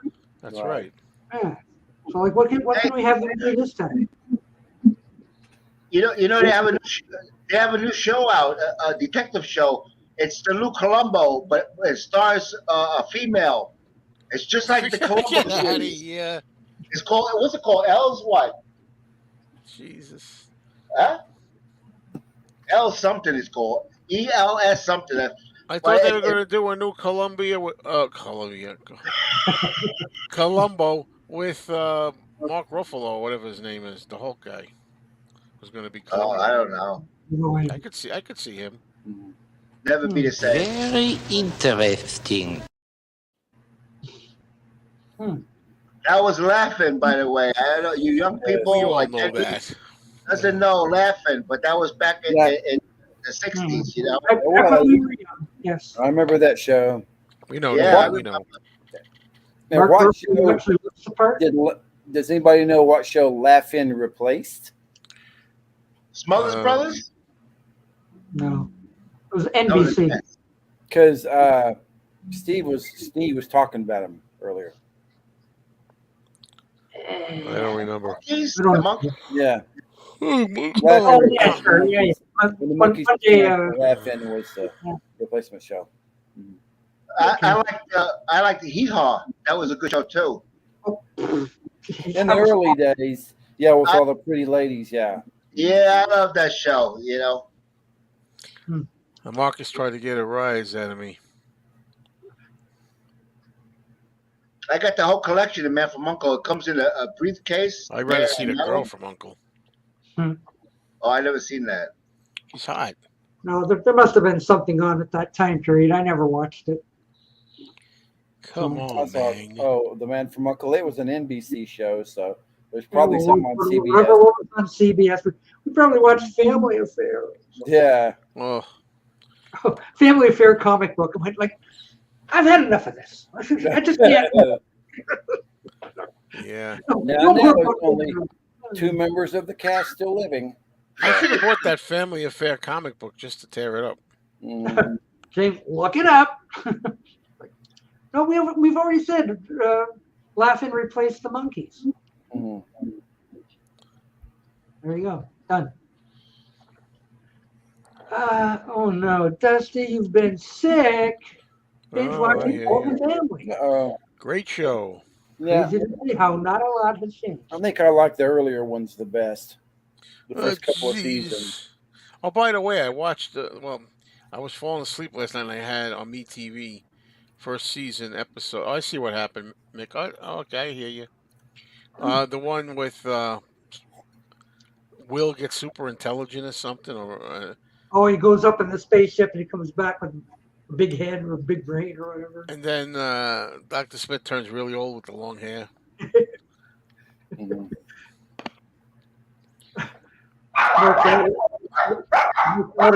stop from laughing. Yeah. Only control your dogs. Gotta cough some more. Okay. Get some Robitussin. It's nice. Well, don't get me started. Anthony's telling me get Robitussin, get Robitussin. He bought me a bottle of Robitussin. Hey, Doc. Hasn't cured anything. Oh, yes. Lola, you remember this? Oh, Beavis and Butthead. Yeah. I got a whole collection. Oh, do you? Okay. Yeah, I do. But Danny, do you have number one? I got them all. Okay? It's getting fucking dark in here. Here, look. Stop cursing. MTV, Beavis and Butthead.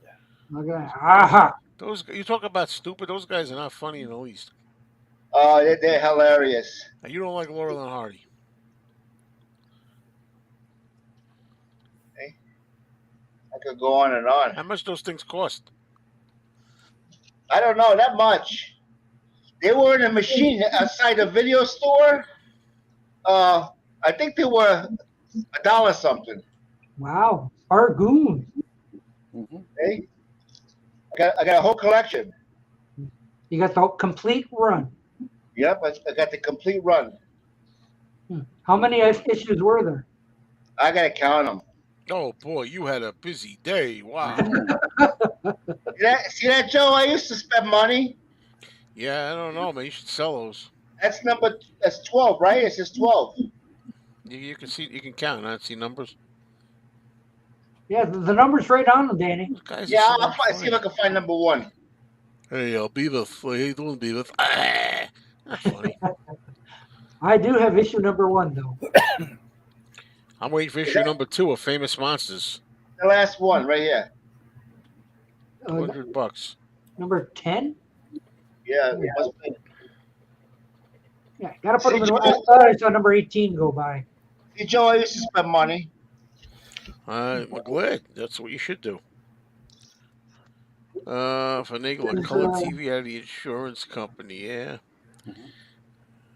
Good show, man. Good episode. Every episode's pretty good. I hate Married with Children. I hate that.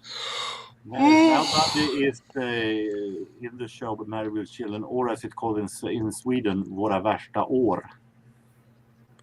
Wow. That was the biggest show in Sweden, was the Al Bundy? I seriously doubt it, to be honest. I seriously doubt it. It was popular, yes, but it's not the biggest show. Was Beavis and Butthead bigger than Al Bundy? That I don't think, no. Because the Beavis and Butthead was only on MTV. Våra värsta, Married with Children is on a little bigger channel in Sweden. And been rerun for numerous times. Well, what is the biggest show in Sweden?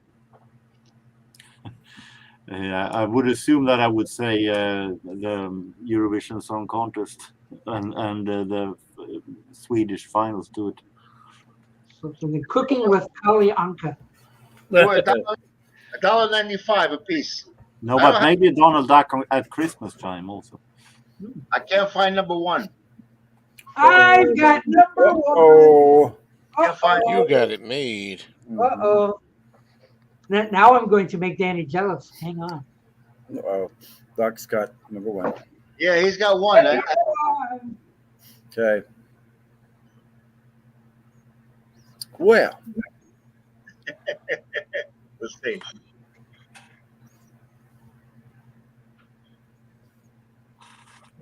No, Patrick. I don't think Allsång på Skansen is bigger than Eurovision Song Contest. Having fun here. On the Rocks. Was that an English show or an American show?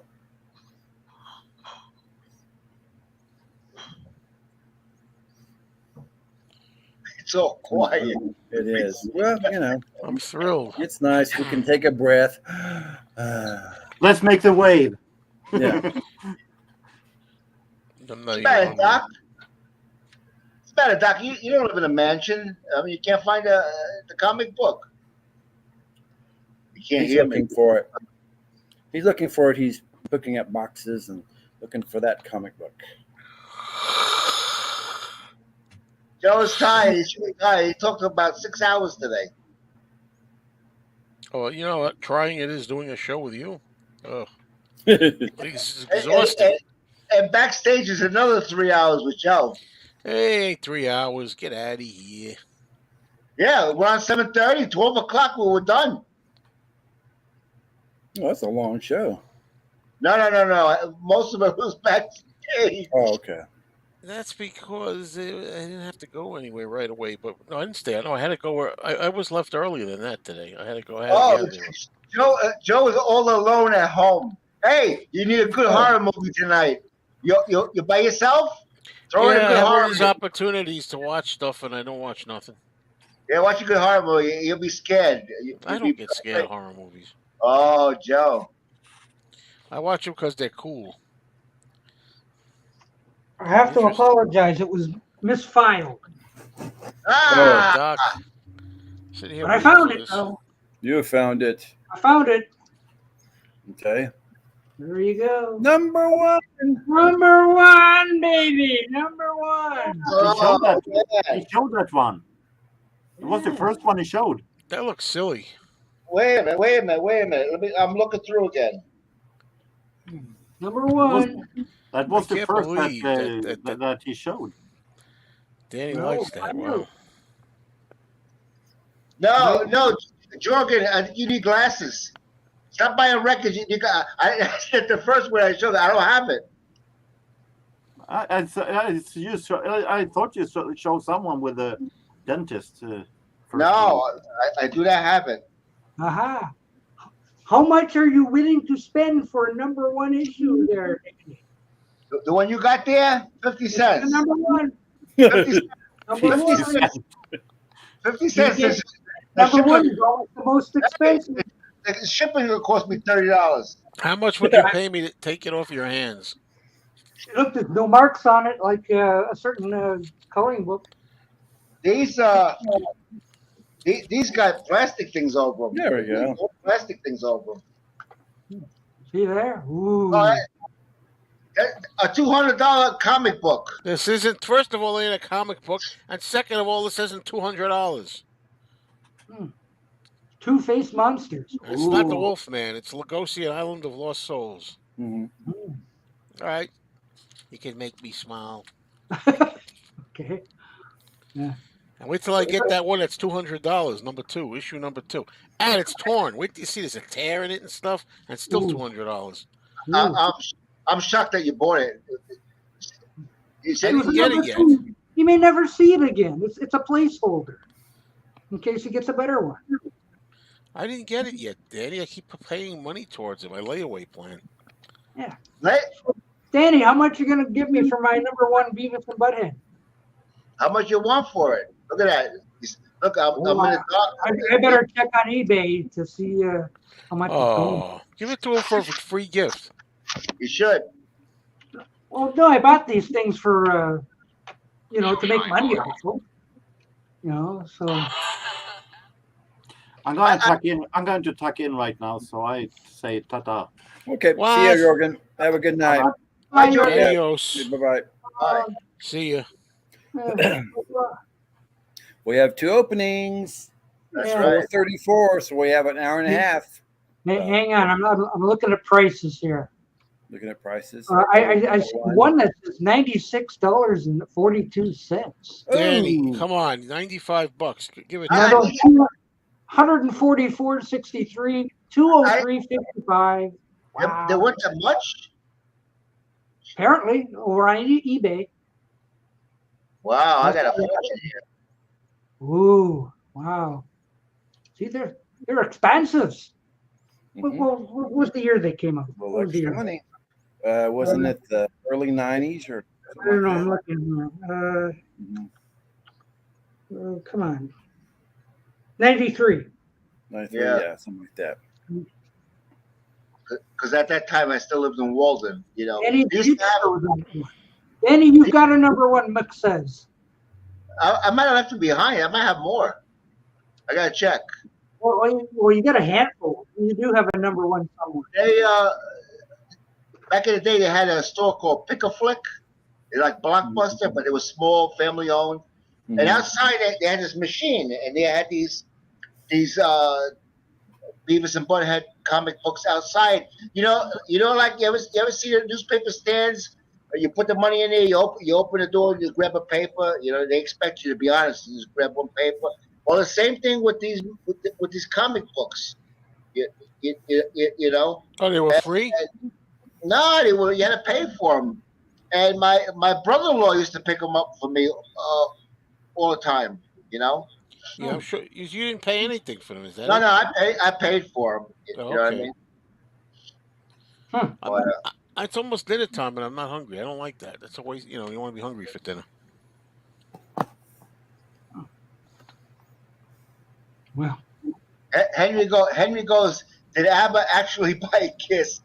No, not the group itself. I don't think ABBA needs Kiss. No, I don't think so. What? Yes, ABBA Bjorn Company bought all of Kiss. All of their songwriting stuff. Like, wait a minute. What? I like a few songs. That goes for ABBA and Kiss. That's right. Yeah, pretty much. Doc, do you get CBS? You get Channel 2? You get the major network? I get CBS and all the rest. You know what's on tonight, 9 o'clock? Channel 2, 9 o'clock Eastern Standard Time. Billy Joel, his 100th concert in Madison Square Garden tonight on TV. I'll be watching reruns of All in the Family at that time. Joe, you got it on DVD. Why the hell are you gonna watch it on TV for? Something that makes it more fun. But nobody's watching it. Kids today don't watch that stuff. Oh, they should. They should get some education. I agree. It's a great show. One of the funniest shows. Instead, they watch Beavis and Butthead. No, it's not even. It might be on somewhere, but I don't know. I got all the episodes on DVD. I got them all. Brag about it. I got the movies. Some good stuff. No, this is what I'm watching now. Carol Burnett. Yeah. Oh, okay. Oh, I have that. Nice. Is it clips or is it the whole show? It's the whole show. Yeah. And the first show was the Roddy McDowell show. We had the babe makeup. Yeah. No, he didn't have any. Oh, no makeup. Okay. No, he's on more than one show. Yeah. Okay, but that was the first show on. But there was one when he appears in the ape makeup. Mm-hmm. Oh, on Carol Burnett. Yeah. Yes. Really? Look on YouTube. Him dancing with her. Spoilers ahead. But no, I've only watched the first episode. And, yeah, it's amazing. Roddy McDowell was the guest star, and it was kind of like weird to see him out of character, out of ape makeup. So, whatever. Yeah, that's what I'm watching. Haven't you seen him out of ape makeup many times? Oh yeah, but I mean it's unused to. Danny. Oh, there we go. There, Danny found it. He's got it. There we Number go. one. There, number one. Yeah, the fortune. Does All it say those number comics. one? Or does it say number one on it? Yeah. Hey, right in the Doc, top corner. Yeah, it's the same thing. Oh, okay. Number one. Yeah. You want to buy it? No, I don't. I got one. Doc, this is what I'm watching right now. You have to make me big. Oh. There. Okay, go. Oh, Can you believe he's got this whole series? The complete series? Yeah, sure. What do you think? Oh my gosh. Why in the world would you have the complete series of that boring show? I thought it was a good show. You taste How it much all in did your you mouth. pay for that, Danny? I don't remember. I really don't remember. Oh, Danny, read between the lines, Danny. I tell Joe, when you buy something, this is for his girlfriend. When he croaks, when you buy something documented. This way, you know how much it was paid for, how much it cost. Yeah, I'm going to spend the remainder of my years documenting everything I already have. 24 hours a day. Come on now, dog. Come on, man. Damn. I can answer that song. I was made for loving you. I Kiss song? I can answer that question. I thought it was. I thought it was a different one. Come on, man. Yeah, if it's a rock and roll song, yeah, that's a good one. Yeah, but the episode, not Me TV. What's the other one? H and I are playing those out of order. So today we got a Louis of the Lilac and a Egghead and Olga, and it should have been something other. You know, like they advertised the Joker and Catwoman, and they showed something else. So they're showing them way out of order. Gosh. Everything now has zero edge to it. Yeah. Even Ace Frehley didn't do anything for me. Well, you got Alice Cooper. You got Alice Cooper. Alice Cooper. Has he got an edge? You what? Or is Alice dull now? Alice is not dull. Is that what you said? Well, he's not dull, but he's duller than he used to be. Well, he's older now. You know, he's old like Joe. You know what I mean? Please. Is Danny the oldest one here? No. I think Doc is. I think he's older by 2 months or something. Oh, is he? I think. What? May 13th, I'll be 68 years old. Oh, well, I thought it was the other way around. Okay, I'm old. Joe, I'm pissed off, Joe. I'm really pissed off. Because you were telling everybody you see me with no shirt on. Ooh, that's a sight. I can't get it out of my vision. Ingrained. It's horrifying. After the show's over, we go backstage. He takes his shirt off. I'm like, oh, Danny, don't do that. Yeah. Thank you. Yeah, it's true. But then I watched a thing on YouTube earlier today with Dick Van Dyke in an interview. He's supposed to be 97. Yeah. Really? I thought he was 98. Well, it was from a year ago. Man. It was from a year ago. He was 97 at the time. It's all downhill from there. Right But you got to remember one thing. You got to remember one thing with Doc. His mother lived to be 102 or 103 years old. 103 years old. So he has an advantage because he has good genes. There you go. Big belly, too. Big belly, good genes. Just think, Doc, that all that great footage of you, I can't believe it's deleted. I deleted it all. When you were lying on the couch. Oh, lying on the couch. I got rid of it. I can't believe it. I don't know. The way Dick Van Dyke looks, it's very possible he could make it to 100. Yeah. Sure, why not? People are living longer. Yeah, but you got to have all your marbles and be able to get around and stuff. Oh, gosh. Marbles, they're hard to come by. Yeah, Mel Brooks is 98, too. So I think Mel Brooks is 97. So. Joe, you're losing your marbles now. I don't. Well, only when I'm on with you. He I love takes you, Joe. Joe, I love you, Joe. What's not to love? He's looking to make it 150. I'm not hungry for dinner tonight. Wally, what are you looking at my old videos for? I don't even want to think about that. You know what happens? You're not hungry right now, but come 10 o'clock at night, I'm hungry. And then you'll be eating at the wrong time, and then you'll munch out, and then you'll go lay down. That's it. Wake up in the morning, starving. Maybe I should get some Entenmann's or something. Oh, God.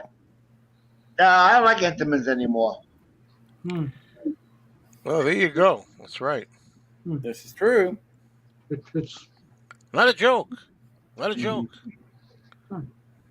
It's all genetics. You know why? Because he's in better shape. Right.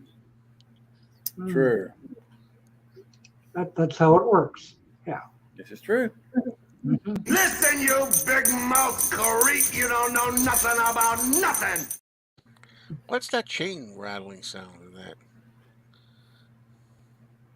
I don't know. I never heard it. Anybody else? I watched it again, and I don't see anything in the clip. No, it's not. For the clip's not supposed to have that sound. Listen, you big mouth creep. You don't know nothing about nothing. I don't hear ching ching or anything. I do. The ching ching sound like a belt loop or something. Or Where? I hear it. you know. At what point? At whole what point? Yeah, through the clip. The whole thing has a ching ching ching ching through it. Yep. I don't hear it. My ears cannot decipher it. I don't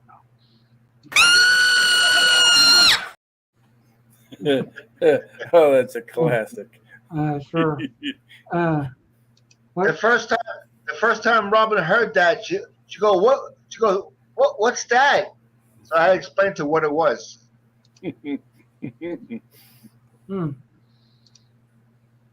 Yeah, I got to get rid of some of these things, you know. Get rid of that one. I'll keep that one. That's a good one. The gun. See, people are split. You know, like I'll keep that one, throw that one out. I can't wait to put up the clip of the guy who curses a lot when he's cursing. Some guys come in and want to buy BB guns. I don't know if I can use this clip or not. They come in to buy BB guns. They look like real guns. You know, and they're like, "Oh man, this is great." They're loading it and stuff and the BBs, and the guy goes, "Yeah." I'll say flipping. You know, flipping. You know what I use it for? Flip and kill rats, man. I go over there. I just boom, I kill. I flip and kill them. Do I still have the Trump one? Don't use it. I don't like it. Some people do. Henry, grow up a little bit with him. Whoops, no, that's the wrong one. They're not in any order either. So. Oh, maybe it was one of the ones I got rid of. Really? Henry's drinking a Kool-Aid. Oh, no. Ah! He's got a look there that says, "You just wait." That's what he's saying in that look. Oh, geez. I got too many of these, too. Then I forget to take those off. I don't think we've done the album of the week yet. No, we missed it last week. We didn't even do it last week. We got I don't want to see OJ again. No, this one. Oh, it's Ship Ahoy with Captain Hook and his crew. Mrs. Hook and all the little hooks. And all the little hooks, exactly. How do you get all that stuff? Like, I always have one ready. From last week? Or do you have it still? No. That was the one from last week. Do you have one from this week? No. Don't get me started, Henry. You don't know what you're talking about. What? What's this? MAGA are the ones that... MAGA? What's MAGA? Yeah, I don't know what he's talking about. Listen, you big mouth creep. You don't know nothing about nothing. There you go. You tell him. Retort. I could use that with Henry a lot if I had that. No, the one that he'd use up is... Shut up. That's the best ever. Yeah, it looks like it. Yeah, because there's 4 little hooks. Well, the first one looks pretty wooden to me. Why do they all think they're ventriloquists? Gee. Oh, I'm happy that I have dedicated to me. How am I going to have my birthday dinner? I'm saying that for Danny. Oh, God, I'm not hungry. Not ravioli. That's what I should have thought of that earlier. I could have made some ravioli. There you go. Lasagna. Listen, you big mouth creep. You don't know nothing about nothing. How'd you even find that? I typed in YouTube odd couple funniest moments. Oh, really? That's And fun. just right there. Hey, don't you use any of my? If you ever find a couple clips that I want to use, I'll kill you. No, I would never use one of yours. But I No, thought, I well, mean, let's see what I if you can find one that I was wanting to get to? Yeah, You beat me but to it. I just watched this thing to see, well, can I find a clip out of this? And that one came up. I said, yeah, that one sounds like a good one. It's not my birthday yet, Henry. See, I've got some clips that you'll never see on Joe. It's not, I hate Never that see thing. that on Joe. Henry likes Dr. Hook. You mean the band? Dr. Hook and the Medicine Show. And that's what. Yeah, they were around before you were born, Henry. They got one song, for God's sake. No, so they got Sylvia's Mother. Oh, two songs. On the cover of the Rolling Stone. Those are the two songs. When You're in Love with a Beautiful Woman. Oh, not that. When You're in Love with. Yeah, that's three songs. Yeah, and there's a few more. There's a song called "Sharing the Night Together." Yeah. That's right. That's right. What it says down there. Probably some more. Yeah, 242 Mellow. What's that mean? That's the time stamp of when he was coughing, I guess, or something. That one guy. Yeah. Oh. And everybody thought the guy with the patch was the lead guy. He was not. He wasn't even the lead singer. But everybody looked up to him as the lead person from Dr. Let me Hook. find my clip. Who cares? Or why are you telling me this? Oh God, Joe. Who cares clip? I mean, really, was it really that important that the guy with the eye patch isn't really the main singer at Dr. Well, look at the whole people with eye patches. Look at them all. Mrs. Hook really looks like she's He smiling. must be poking the kid's eyes out. Yeah. Poor Mrs. kid. Hook is Mrs. Hook is the happiest one there. But imagine you put that record on and it was a fantastic album. Oh, maybe make some routines talk. Look that one. That's one too. But I've seen Dr. Hook comps in the thrift stores. No, I've never picked them up. It's some good music. Oh, shut up, Henry. Oh, there's I like some Green Day. Go ahead, put that clip on with what's his name. Oh. I gotta flip my Rolodex. The Come on, man guy. Yeah, well, for Henry, This is what you're doing. This is what I want you to do. Any questions? It takes a while to think about what he's saying, but I get it. Like, you're starting to start something. What? Watch their performances live. You will hate Dr. Hook. I remember when they were on like the midnight special. And yeah, stuff me too. like that. When they had some hits in the early 80s. Yeah, 70s, I think. And 80s. They had some hits in the 80s too. Like as many as Pablo Cruz. Enough to fill up a greatest hits comp. No. They had several hits. Oh, just obnoxious. Well, how much longer we have here? An hour? Oh. Almost 2. Wow. Now, Doc, I love Pablo Cruz. Oh, one hour left. Pablo Cruz. World's Away is a great album by Pablo Cruz. That's a real good band. Pablo Cruz. Pablo Cruz is a band? Yes.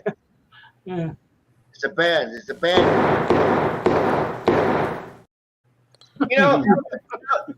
This is disgraceful. He puts up a video with a guy shooting a gun at us. Huh? Yeah. Well, that's what I think of Pablo Cruz. Here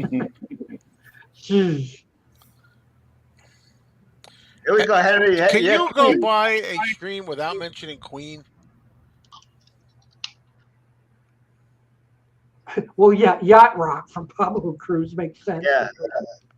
No, I like Pablo Cruz. I got that on vinyl. I got them on vinyl. No, they're a joke around here. Well, When you're in love with a beautiful woman. Come on, man. He's singing that all night long. You can't get out of his head. Yeah. Pablo Cruz. I must know how many hits they had. Oh, you got Pablo Cruz. Doc is going to look, so stay tuned. No. Oh, he's got the book. Oh. You'll have to read them out because I had a few more. What do you mean? Man. Oh, I don't watch the read. Dr. Hook and the Medicine Show. Oh no, I'm looking at Pablo Cruz. Cover of the Rolling Stone. Pablo Cruz had 1 or 2 hits, I think.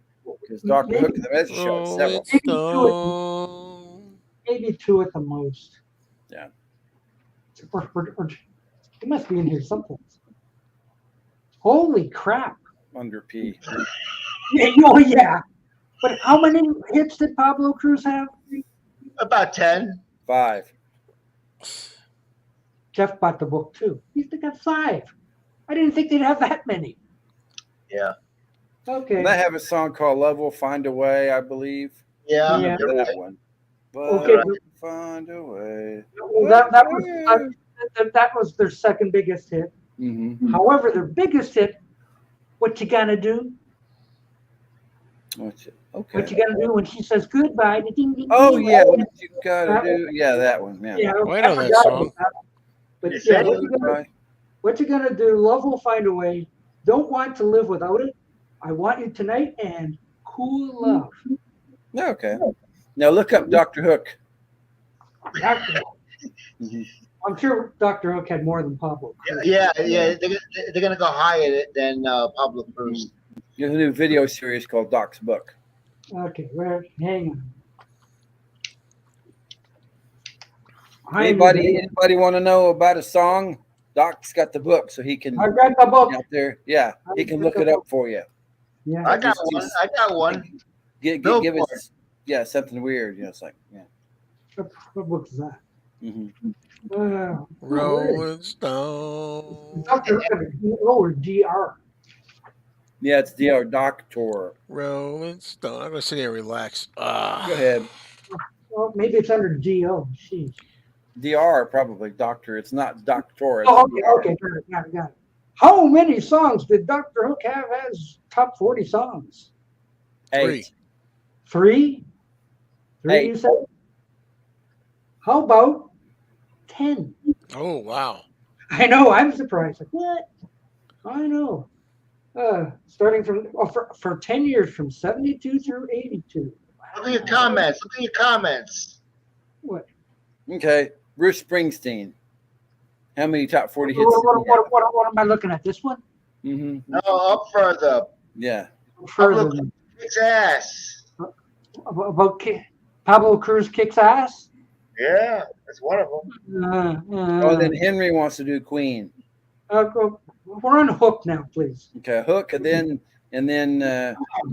Bruce, and then Queen. Yeah. Yeah. So anyway. Now then it's open. So. Dr. Hook's got like Sylvia's Mother, Cover of the Rolling Stone. Oh, I remember that. 2016, a little bit more. Sharing the Night Together. When You're in Love with a Beautiful Woman. Better Love Next Time. Sexy Eyes. Oh yeah. Girls Can Get It, and Baby Makes Your Blue Jeans Talk. Yeah. You see, when you hear the titles of the songs, they come back to you. You say, yeah. Oh yeah. Oh. Hey, DC. Well. Hello, guys. How's it going? All right.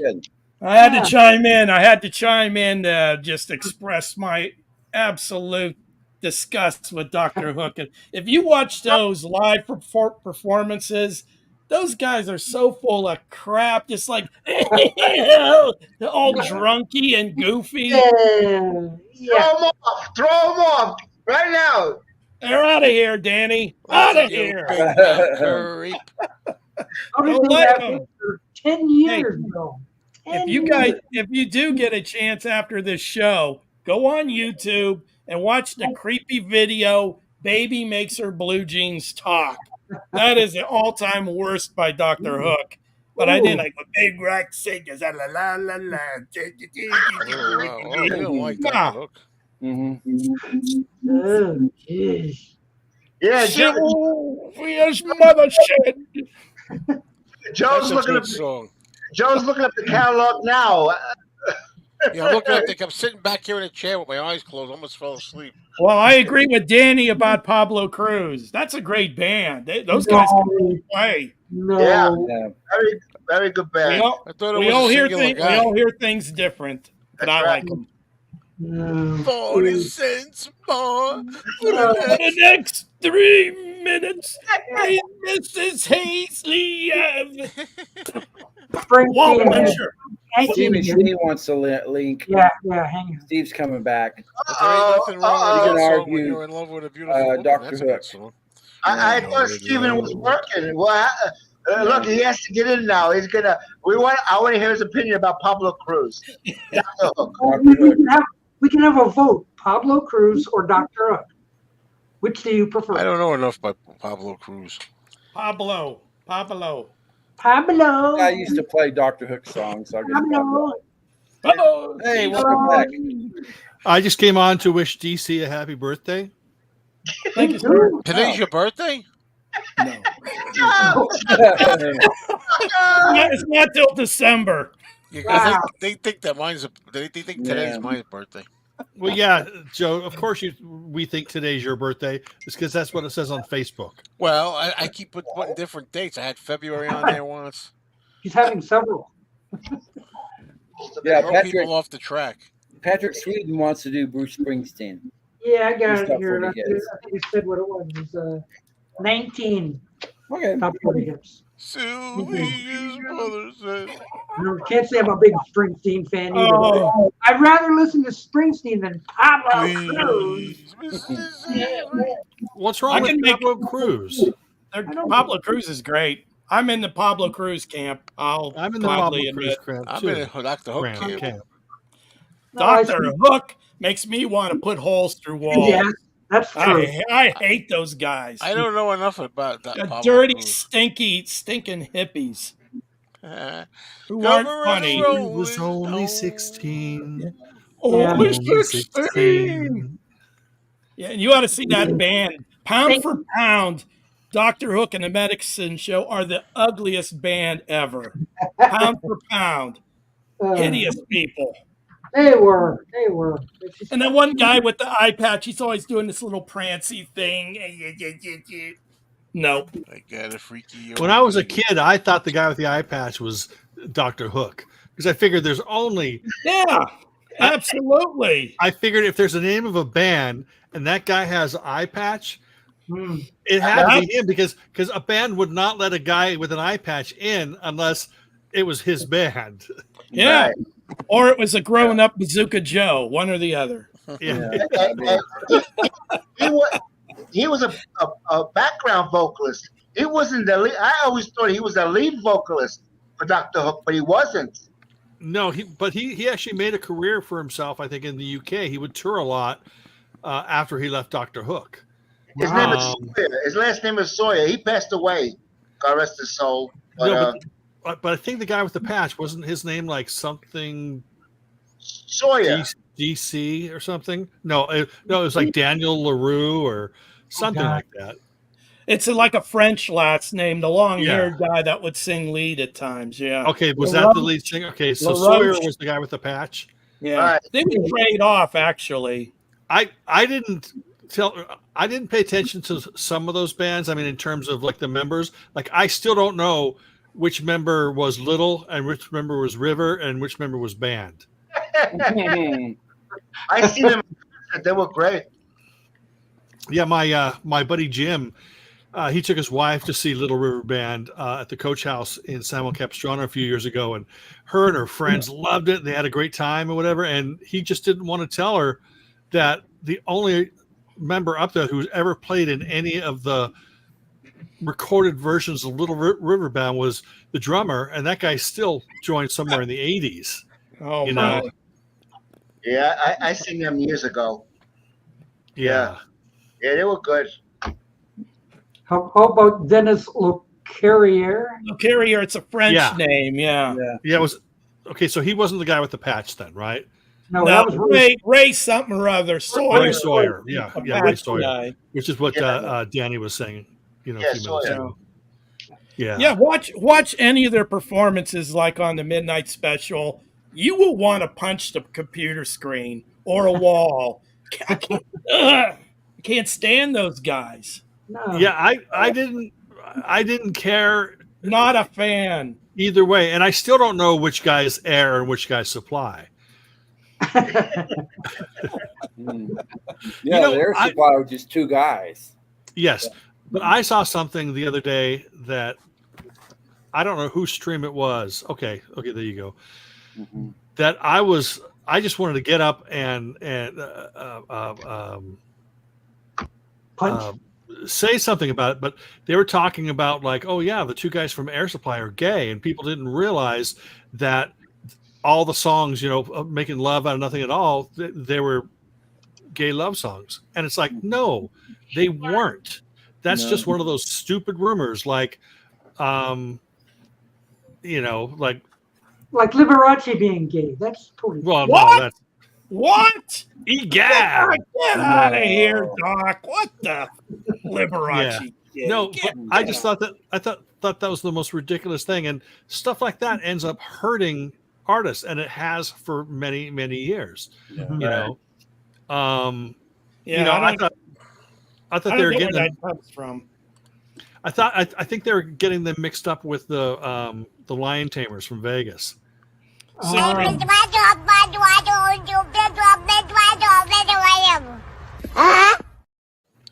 Not funny. Oh, Doc, I love that.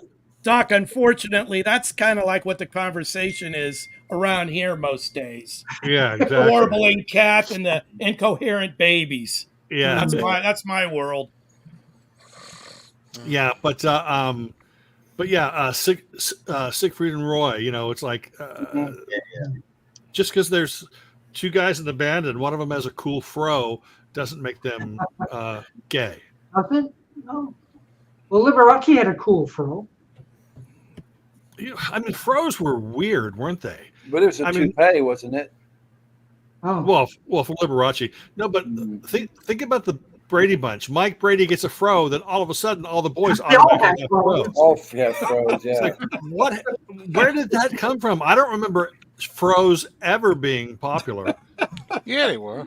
It was a thing for a while here in the Midwest, Steve. I could speak to that. Maybe not in California, but here in the Midwest, you had all kinds of guys getting the permed hair. Mm-hmm. Yeah, I would never get it. But I had it when I had long hair though, so I had long, Yeah, I'm with you, Jeff. I had the Mark Farner Grand Funk hair down to my shoulders. And little kids come up to me going, "Peace, man." Mm-hmm. Well, I was actually just testing the waters here because I'm actually planning on getting a fro, and I was going to see what everybody was going to react. So I'm going to get really tight perm. Really, Okay. And you wear an eye patch too. Yeah. Yeah. And wear wear your salmon shirt too, there, Steve. Yeah, yeah. Wear my salmon shirt, get an eye patch, and tame a tiger. Yeah, salmon shirt. Yeah, I actually have a salmon colored shirt, and DC was so jealous of it. What was that one? Hey, I found a little photo of me when I was in college for my ID. You look like one of the guys from Dr. Hook. How dare you, Joe Mayo? How dare you? Yeah, my hair is about that way. You got a freaky old lady. Even Danny had long hair. Has any, apart from Doc, has anyone on panel been guilty of a mullet? No, but I like them. Yeah, for a while. Quasi. Let me see. I don't know. Shoulders at one point. I don't know if Doc's ever had a mullet, but he just looks like a guy that might have had a mullet. Oh yeah, no, totally, Wes. I'm going to get the Robert Reed fro. Either that or the Barry Williams. Give me the Robert Reed. Tell that to your barber. Give him a big WTF moment. The Johnny Bravo fro. Oh! What do we got here? Oh, look at that! Look there! Oh wow! Look at that! Who the heck is that? Look how mean it is. No, it's not you. Mm-hmm. Wow! But you're not that old. The picture looks like it's from ancient times or something. It's 1981. Oh no, that looks older than 81. Was that 21 college years or high school? Well, it was halfway in between. I look the same if I show you my old pictures. Or prison. Yeah. You look like you would have belonged in Pablo Cruz. Yeah, and see, that was wearing my suit because my mom kept trying to get me with the clippers, during the night. She was in there. Yeah. Well, at least you look like you were in Pablo Cruz and not Dr. Hook like me. My God, I'm not going to sleep well tonight. And I even have a gold chain too. See? Ooh. And the Yeah. Thankfully, I don't have many pictures of myself. Thankfully. From back in the day. I mean, I don't even take selfies now. I haven't taken a selfie in many years. I mean, one that because you'll always see them on Facebook. But at least duck faces. DC, do your duck face. What is that? Does that like? Yeah. What the hell does that mean? Young women do it all the time. They Every take time pictures and they go like that. Duck face. Yeah. Danny, do your duck face. I don't even know what that is. It's not as attractive when senior men do it as when young ladies do. Yeah, exactly. Senior men with froze. Yeah. Oh, Danny's going to get his hair Wig. fixed. Bet he's getting his wig. The long hair. He's getting his wig. Fake hair. It's not. No. No, I'm not doing that. No. She put it away, and I had it all tangled up and everything like that. I don't want to destroy it, Yeah, I think Joe paid Robin like $25-$30 for her to hide it. Yeah. There It shows these same pictures all the time. Look at that. Yeah. It looks like it's fake hair. It looks like fake. It doesn't even look like. You know what I mean? That's like bad Jay Osmond hair. Hey, Danny, is that from Electric Shop? Was that a shop class? That photo was taken in? I took 2 Electronics. years of, Okay. Electronics. Yep. Yeah, I had to build a radio from scratch. It took 2 years to do it, Yeah. Yeah. Yeah. And you had to get in at least 1 or 2 channels on the radio. It was a big board. You had to assemble it, and then you had the classes with the teachers and like that. Mm-hmm. And that was 11th to 12th grade. I went to vocational school. You know, we got to bring that back. There's no shop classes anymore. At least all the high schools I know. We need to bring it back. No, but really, that hair looks like a Halloween, like a fright wig. Like it doesn't look like real hair to me. It looks. You see what it says? You see what it says? It says they hate you when you're clever and they despise a fool. Yeah, I saw that. What about it? Well, I think we would be not out of place in Bo Donaldson and the Haywoods. That's a good question. What music acts would the panel be in? Doc, Really? you strike me. You strike me as being in Steely Dan, as does Jeff. Let me think. Joe, the DeFranco family. What? Getting you back for that Dr. Hook comment. Yeah. I don't know. Steve. You sound a little like Dr. Hook too when you talk like that. A little craggy. Steve, if he would alter his hair just slightly, a flock of seagulls. And Danny may be Blue Oyster Cult. I love them. Oh, I do too. I have more Pablo Cruz CDs than I have Blue Oyster Cult. There you go, folks. But the thing is Sony put out a box set of all the Cheap Trick albums, put out a box set of all the John Denver albums, all the Elvis albums. I mean, not all these together, just separately. And there was one for Blue Oyster Cult, and I kept on wanting to buy it, but I just never did. I haven't. Oh, do you? Yeah. Yeah, I always wanted to buy that. Yeah, BOC collection. Yeah, very nice. Every review I've heard of the new Blue Oyster Cult album has not been in glowing praise. Really? So just throwing that out there. Anybody Well, that's likes the band, don't get your hopes up. I tell you what, that CD is going for $26. That's highway robbery. I would have bought it a long time ago. $26 for that Blue Oyster Cult, their last album they put out. $26. Their previous last album, The Symbol Remains, was very good, especially when you consider such a late period in the band's history. That was a very good album. But this one that just came out a week ago, I haven't heard anything good about it. Well, Buck Dharma, he's the lead vocalist, the songwriter, and guitar player. He's very underrated. That guy's fantastic. Oh, yeah. Who's in the band now? Is Barry Goudreau or Buck Dharma or anybody still there? Yeah, Buck is still with the band. That's his band. He founded the Blue Oyster Cult, you know? I know, but Glenn or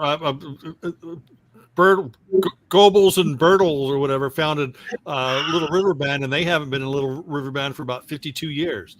Well, when I seen them, yeah, they were original. And then I think after that, the keyboard player passed away. Or I didn't know Kansas. After I seen Kansas, I got the concert tickets.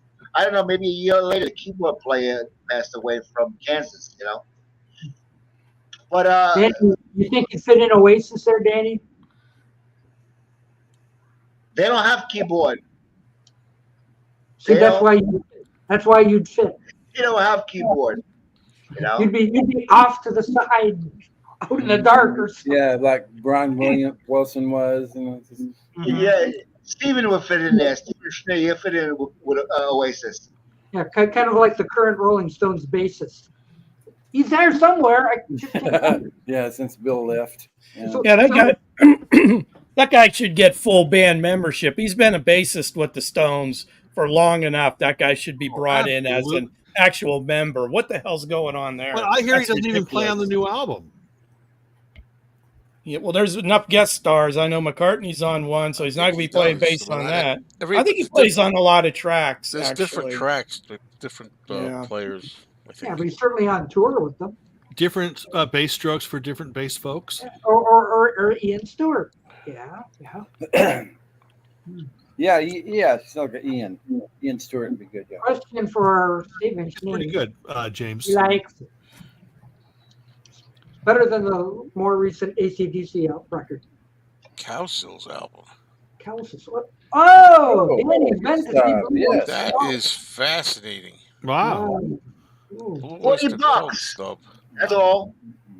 I wanted to add to James. I thought the last Cowsills album was better than the new one, and that's an album called Global, but you can't find that for anywhere less than $125 on CD. Oh, they're well into their 50s and 60s. I thought they were, what were they, kids then? There's only like 3 of them left, right? Yeah, there's 3 of them, yeah. I think the oldest son is like in the 70s, though. Oh, he's in the 70s now? 9 years ago. Because the little girl is my age. So. And Steven, I was at this concert with Joe and 4 other people that come on the live stream. I think a lot more than that. You just didn't know anybody. Then, no. right? I might be sitting next to Joe. There was somebody next to me that had a big mouth. No, that's what you're taking my line every time you tell me that. Joe was sitting on your shoulders. You go, get on, Joe, and you're sitting there, and Joe's up there with a banner that says "Wave at me, Paul." Believe me, I even enjoyed this group right here. Yep. Yeah. They were better than the $66. Yeah, that's all. How many hits did Kansas have? Oh, cool. Todd Rundgren. Danny, I'm going to see Todd Rundgren in a week. You'll love it. Yeah. Oh, I've seen him 20-some times. I've only been disappointed once when he did a lot of rap. That was a horrible concert. Wow. You better hope. Yeah, Tim Allen said he did a lot of rap when he seen him. When I seen him, he do that? He likes to check out the waters and do different things. I'll give him that. The man's a true artist, but that tour when he did rap, count DC out of that. That was very disappointing. Here's something interesting about Rundgren. I interviewed him about 5-6 years ago on the phone, And you watch Todd Rundgren shows, and he's up there going, "Hello, it's me," right? And then you talk to him, he's going, "Yeah, well, his voice is like a complete opposite spectrum. I think the guy's a genius myself. Just the variety of music he can do and the amount of instruments he can play. Producer, vocalist, arranger. Yeah, and I'm a big fan. Yeah, and the fact that he kind of doesn't care. He don't give a shit. Yeah, he does what he wants to do. I think he also developed software for engineering. You know what I mean? Yeah, people don't know that. A lot of people don't know that, but he pretty much built his own recording studio in the 70s. So, and he also invented Pringles. He invented Pringles. And Pringles and Whiteout. No, that's Nesmith's mother. He didn't make Whiteout. I showed you Gordon Lightfoot, right? Gordon Lightfoot was great. Oh, okay. God bless his soul. Did you go home after sundown? I know, it's ignorant. He's probably got tons of great songs. Tower, yeah. Tower Records, Joe. No, they're gone. This is Tower, Tower no more Books. Tower Records. Son of a bitch. How many curses, Doc, so far has he been doing? Doc's first tip jar. The fisticuffs. Every time Danny curses, send some money or put a like in down there. I'm telling you, Doc, you got to start getting monetized. Steve does a good job too. Steven does a good job too. I don't see no halo. I don't see no halo there. What was that? I say you do a good job of cursing too. Oh, absolutely. Yeah.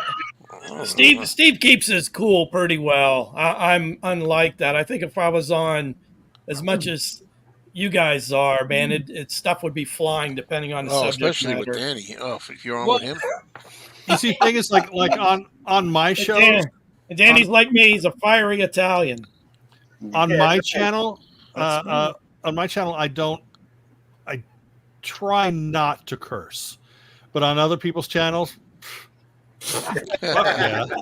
Sure. Here comes another F-bomb. I'm not hungry. Oh God! Now sundown's in my hair, or in my head. Sundown, you better.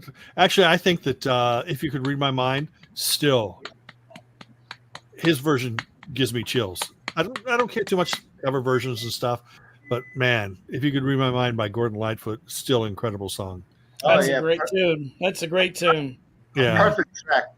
That song is recorded perfectly.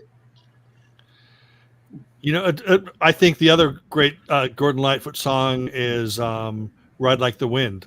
Oh, I thought you were going to say Ventura Highway. Christopher Cross, you can't fool us. No, I found this out, and I've mentioned this before. I found this out only a couple years ago. Christopher Cross isn't his name.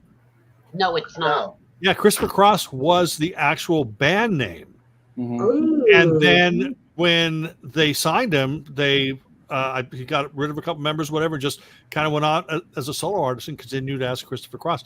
Very much the same thing as Alice Cooper, right? Because Alice Cooper was a band name. Interesting. Right. Yeah, and here's a fun fact for you. That is interesting. I never knew that. Yeah, Though these many years. I know. I found out about it probably, just a couple years ago. In fact, I think I'm the only person that I know that owns all the Christopher Cross on CD, including two albums he's done, with his Texas-based band that are you can only get through his website. But I'll tell you, his last album as Christopher Cross, which was I think 2017, it's his best since his first album. And and all the verses. This is an incredible way to make an album. He realizes that people, he spends so much time writing lyrics for the verses and stuff like that. Sometimes people only want the choruses. So all the verses are instrumental and all the choruses have vocals. And he's a great guitar player, and he's got, great musician stuff. And it's a fantastic album. Back in the day, I thought Christopher Cross wrote Arthur's theme. It took Burt Bacharach to die to find out that Burt Bacharach and his wife wrote that song, Arthur's Theme. Oh yeah, well, he wrote part of it. There's yeah, 4 it was or like 5 people. Yeah, there was a couple people. Christopher Cross was part of it. You know, he probably, you think about like, well, what was that like? What was Burt Bacharach, Christopher Cross in the same room? Were they throwing across ideas? No, probably what it was is they had the song written, and then Christopher said, "Hey, I got this part that goes, nothing you can do. I'll do it twice," and then they go, "Okay, songwriting credit." Yeah. Steven is probably one of the few people in the world who has a complete collection of Gino Vanelli. Actually, I don't have all the Gino Vanellis, but I do have 4. I have quite a bit of Gino Vanelli. Gino I Vanelli. love their music. Gino Vanelli is like, if Pablo Cruz is too hard for you, go Gino Vanelli. But you haven't heard Keith Hampshire yet. No, I haven't heard. You got to look up Hampshire. Yeah, I never even heard of him. But that's not surprising. But. Yeah. Up until just the other day, I think Tuesday night when you mentioned him in the comments on Ski Lodge. This is Ski Lodge on my channel, 6 p.m. Pacific every Tuesday night. I got another great show, and I have a theme for the come down. A theme for the come down. There's a theme for the come down. All right. Does it require boxes of Kleenex? and some KY, yeah. But that means it's Dr. Hook. I think I offended Danny. Either that or he's going to get the Kleenex and KY. But another thing I wanted to say, and I think I mentioned this on a stream the other day because somebody made a comment about mentioning it. This is back to Christopher Cross. Ride Like the Wind was written during his band jamming 1985 by Paul McCartney and Wings. They were playing it in rehearsal, jamming it, and then probably keyboard player or Christopher Cross threw in a couple extra chords, changed some chords around. They said, "Hey, let's write a song based on that." So actually, 1985 actually inspired Ride Like the Wind. Yeah, Doc Hook. Well, do you like? You're frightening. Do you like? What was it, Doc? Oh, not the. What was it, Doctor? What traveling show? Dr. Love. Is it Dr. Love? Isn't that a Neil Diamond? Yeah. Was it Dr. Love? It doesn't sound right. Brother Love. Brother Love. That's it. Brother Love's. Yeah, I got that wrong. No. I did because I said Dr. Love. That's a Kiss song. Yeah, Dr. Love. Calling Dr. Love. Yes. No, Dr. Strange Love. Yeah, Dr. Love. I remember trashing that song in my video with that Rock and Roll Over album. I think I am your Doctor of Love. I am Dr. Love. I am your Doctor of Love. Call me. Dr. Love. It's funny when you go back and listen to that Kiss stuff that you remember it being a lot harder than it really is. Because that Kiss stuff isn't any harder than any of the new wave or punk that was around at that time. Yeah. It is not heavy metal for sure. Kiss is not heavy metal. You can rule that out. Well, when they got to Creatures of the Night, they were pretty heavy because that was the album before Lick It Up. Yeah, that's kind of when I stopped caring about Kiss. I like Lick It Up, the song anyway. Lick It Up sucks so badly. Eric Carr was drummer at that time. Yes. Yeah. Was it Eric Carr or Eric Singer? Eric Carr's mother. Yeah, I met his mother. She had a store in the old mall. I walked by there. I seen all Kiss stuff. His drums kit was suspended up in the air. Went in there, and her name was Connie. And the store's not there anymore. Yeah, it's not there anymore. About a year I met later, Peter it was Chris' gone. cab driver. And he's buried in Newburgh, which is about 18 miles from here. He died at the age of 41. He had cancer in his heart. I never heard of such a thing. Well, that's right. Eric Carr, and then Eric Singer is the more recent one. Yeah. Sad story, you know. You got tons of them. Yeah, the guy. I don't mind the elder. One of the guys I found out today. One of the guys from Blink 182, has got throat cancer. Why are you telling us all this stuff? It's negative stuff, sad stuff. Just got a break. Man. Thank you. I know why they wrote the song, because One More Time by Blink 182 is a song. They're telling you to tell the people enjoy that your you life love every minute while they're alive. Yeah, all your life. Tell them you love them after they're dead. Tell them what you love them. We go through this every time. Hey, don't worry. Joe, don't worry. He knows shit. There's lots of other songs like that. Here Today by McCartney. This one by McCartney. You and your McCartney. How about the living years? I should have told him in the living. What do you think? It's the only song what that is? Get out of here. See that? Fascinating. See this shit I have to put up with this guy over here every morning. You drive me nuts, man. Every morning I need this. You telling me? You telling me? Stomach relief every morning. You come up with this stuff, man. It's the same thing. I know you know what I meant. If only we were in the same room. Because mom, I met her. I really think that when Joe and Danny go at it in the morning, I really think that you should keep Van on Wheels on hold. And the minute they start that, let Van on Wheels on. No. Does he ever show up anywhere? I don't. He used to go on docks. I don't see him anymore at all. That was like, what, 4 years ago? Yeah, but he was so anxious and eager, and he loved the Beatles so much. I understood why, he was a young kid, and this is more of a grown-up playground per se. But I love the fact that he was so into it, and his mom was pretty. The dog was pretty.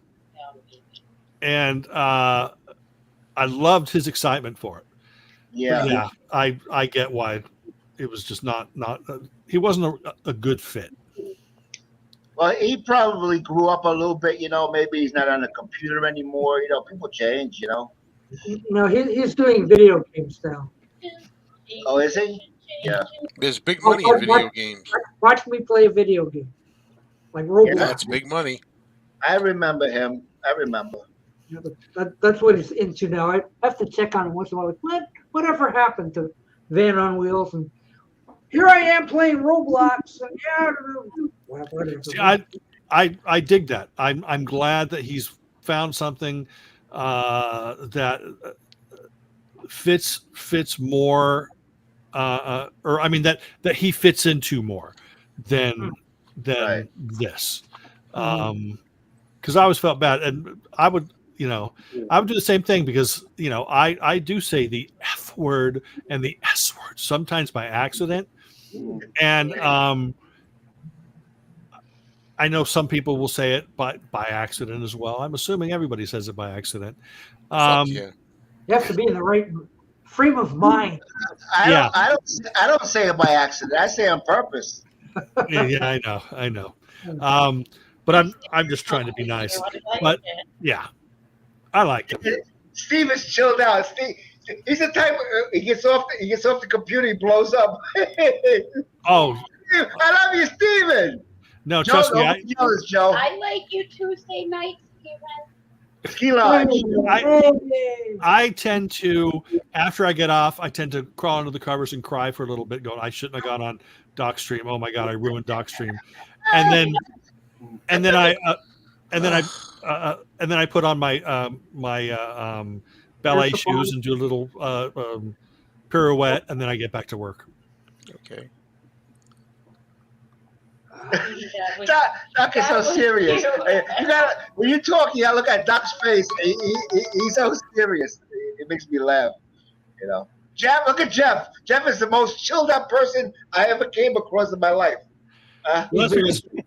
That's because Jeff is stoned. No, that's not me. No, I know. You must be hanging around with Melody. Wait. Joe is busy right now, okay?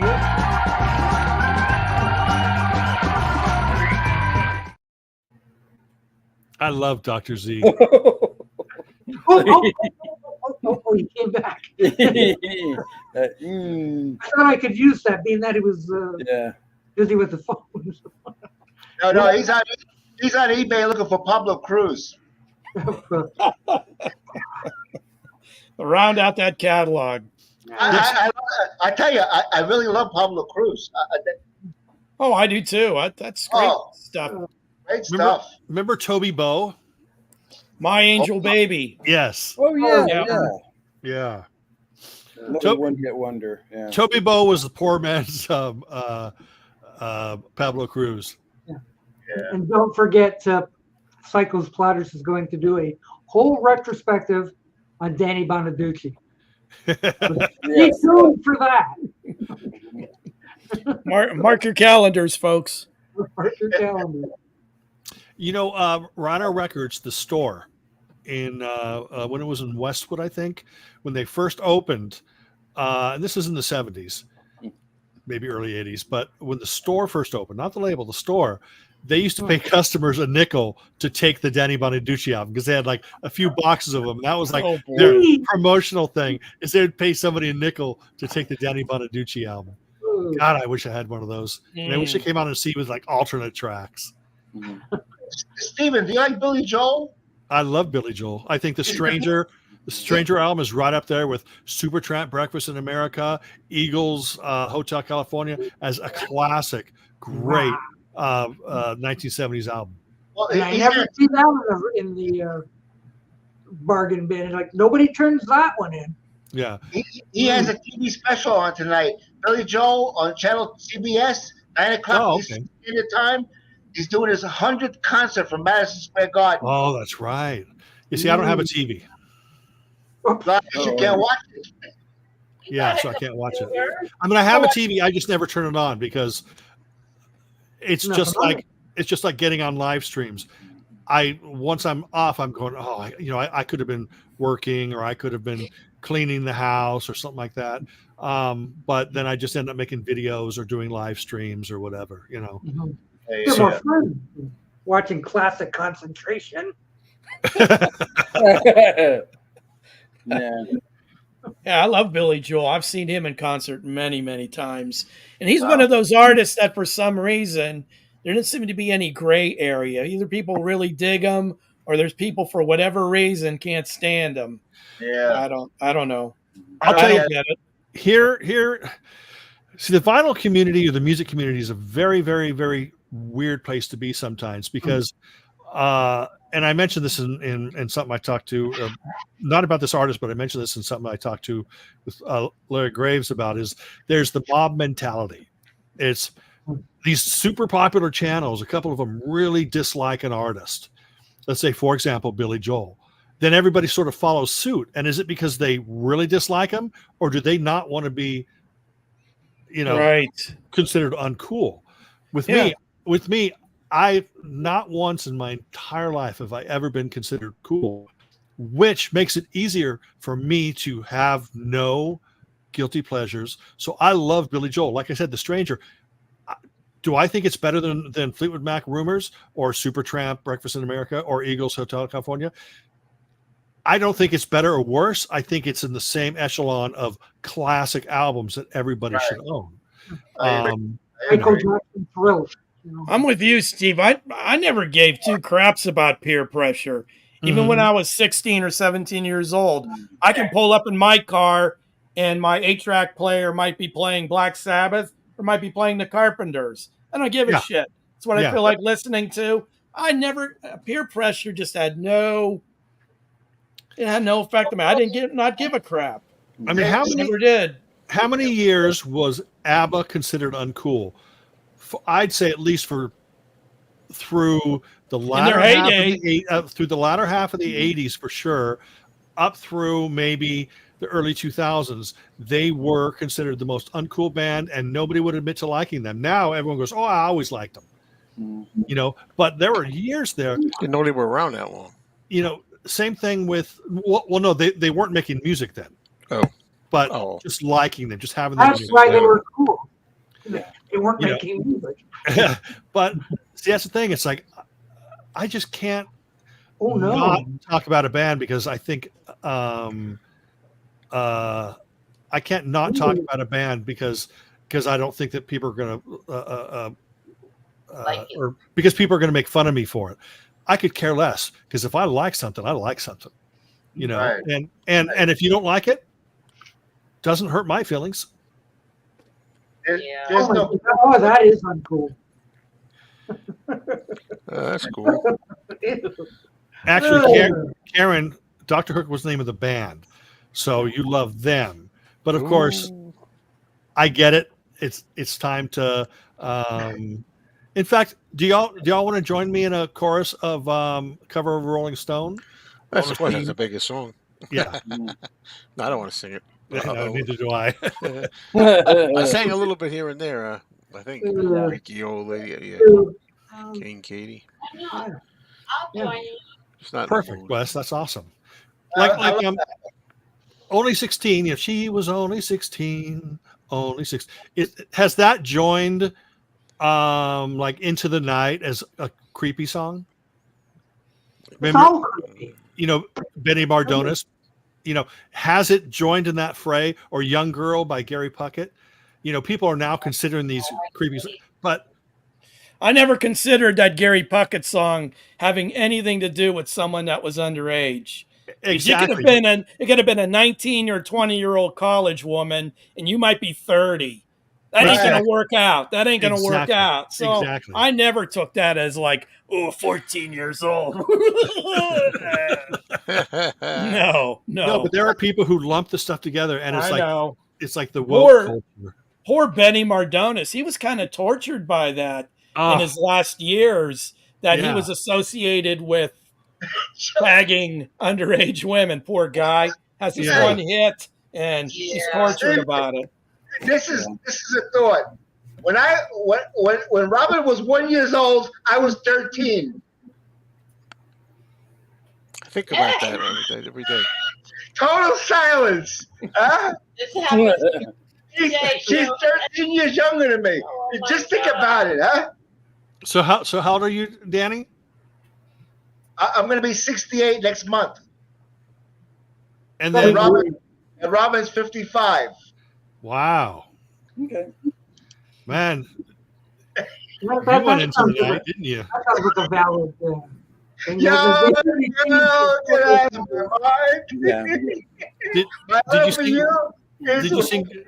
Did you sing "Go Away, Little Girl" to her? Go away. What are the lyrics are in that song? Behind you something. When I was younger, yeah, I did. Is Dr. Hook in the Hall of Fame? Probably. Good Lord. Let's I hope doubt not. it. No. Oh my God. They might. You're laughing, but they might be. 15 hits here, and people with less hits are probably in the Hall of Fame.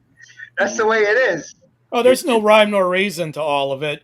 Yeah. And someone mentioned Green Day. How the hell did Green Day get into the Rock and Roll Hall of Fame? And like the first year they were eligible, and you've got all these deserving bands of the classic rock era that can't even get nominated. Because it's garbage, the Hall of Fame, that's why. Oh, yeah, agreed. All the CBGB bands, all the cool NYC punk scene bands, they all get their props. But if you're from the Midwest and play classic rock, the musical intelligentsia says, nah, baba, nah. Oh, yeah. You know, that's it. You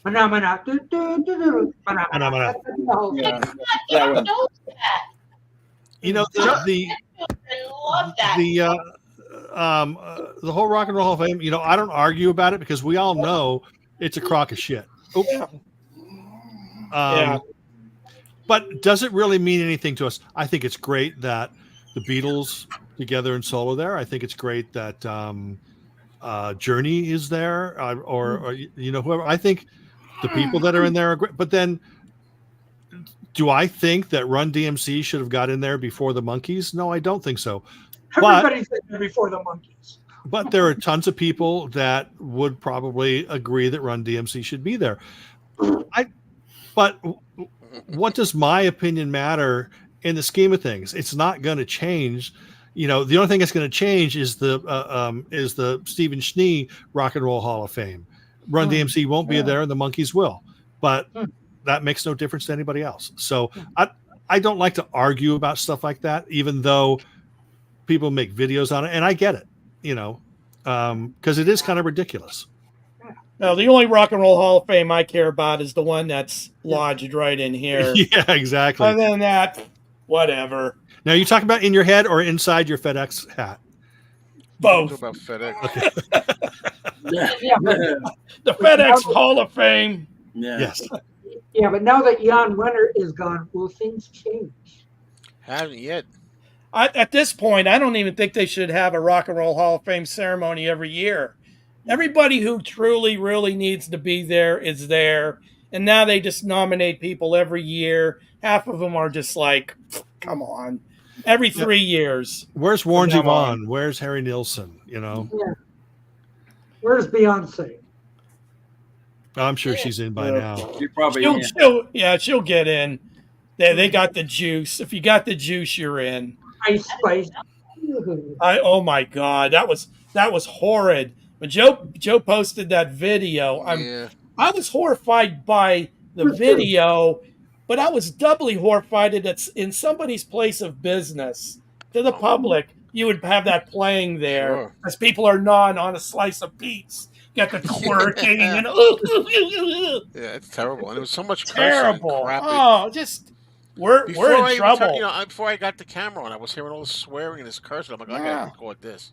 I'm not a prude, but my God, we're in trouble. No, it is garbage. Like, what is this music you hear on the street? Like, you're out on the sidewalk and some car goes by with its windows down, and all you hear is boom, boom, boom. Yeah. That's not music. What are you listening to? There's no melody. There's no joy. It's just, we're in a sad state, folks. I hate to sound like an old man hollering at clouds. Hey, be happy. You're an old man today. I mean. I'm glad I'm in the fourth quarter. I give myself another 10 years and then I'm out of here. I'm out of here. You got I got a new baby. Yeah.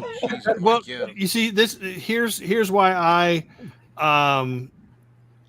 like our generation. I'm not saying it was better or worse.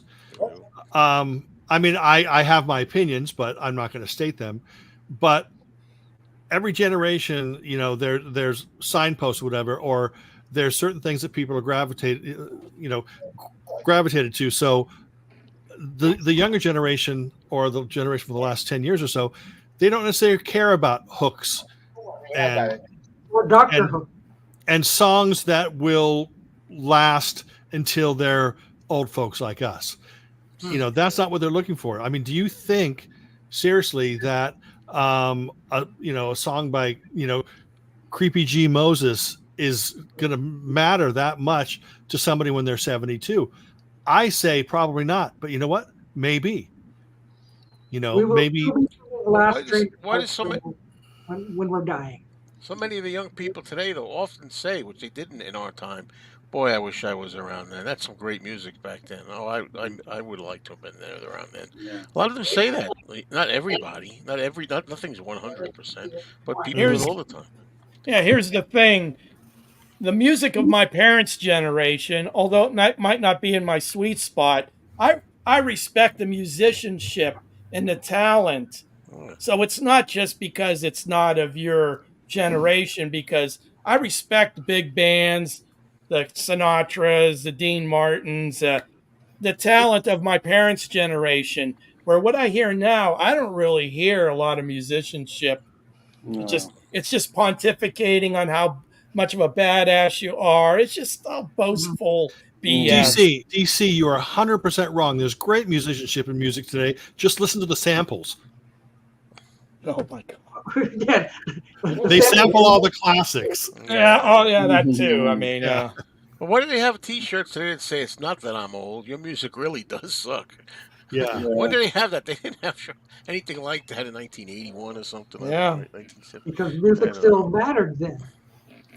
And even the rap songs were better then.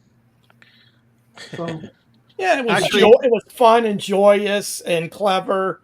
I don't hear any of that now. It's just vulgar and noise, just pontificating on how badass you are. And You know what usually boring. happens, DC? At times like this, people have these. Cause I don't know how these discussions go. Somebody that's older and trying to believe that today's just as good as it always was, because they want to be positive.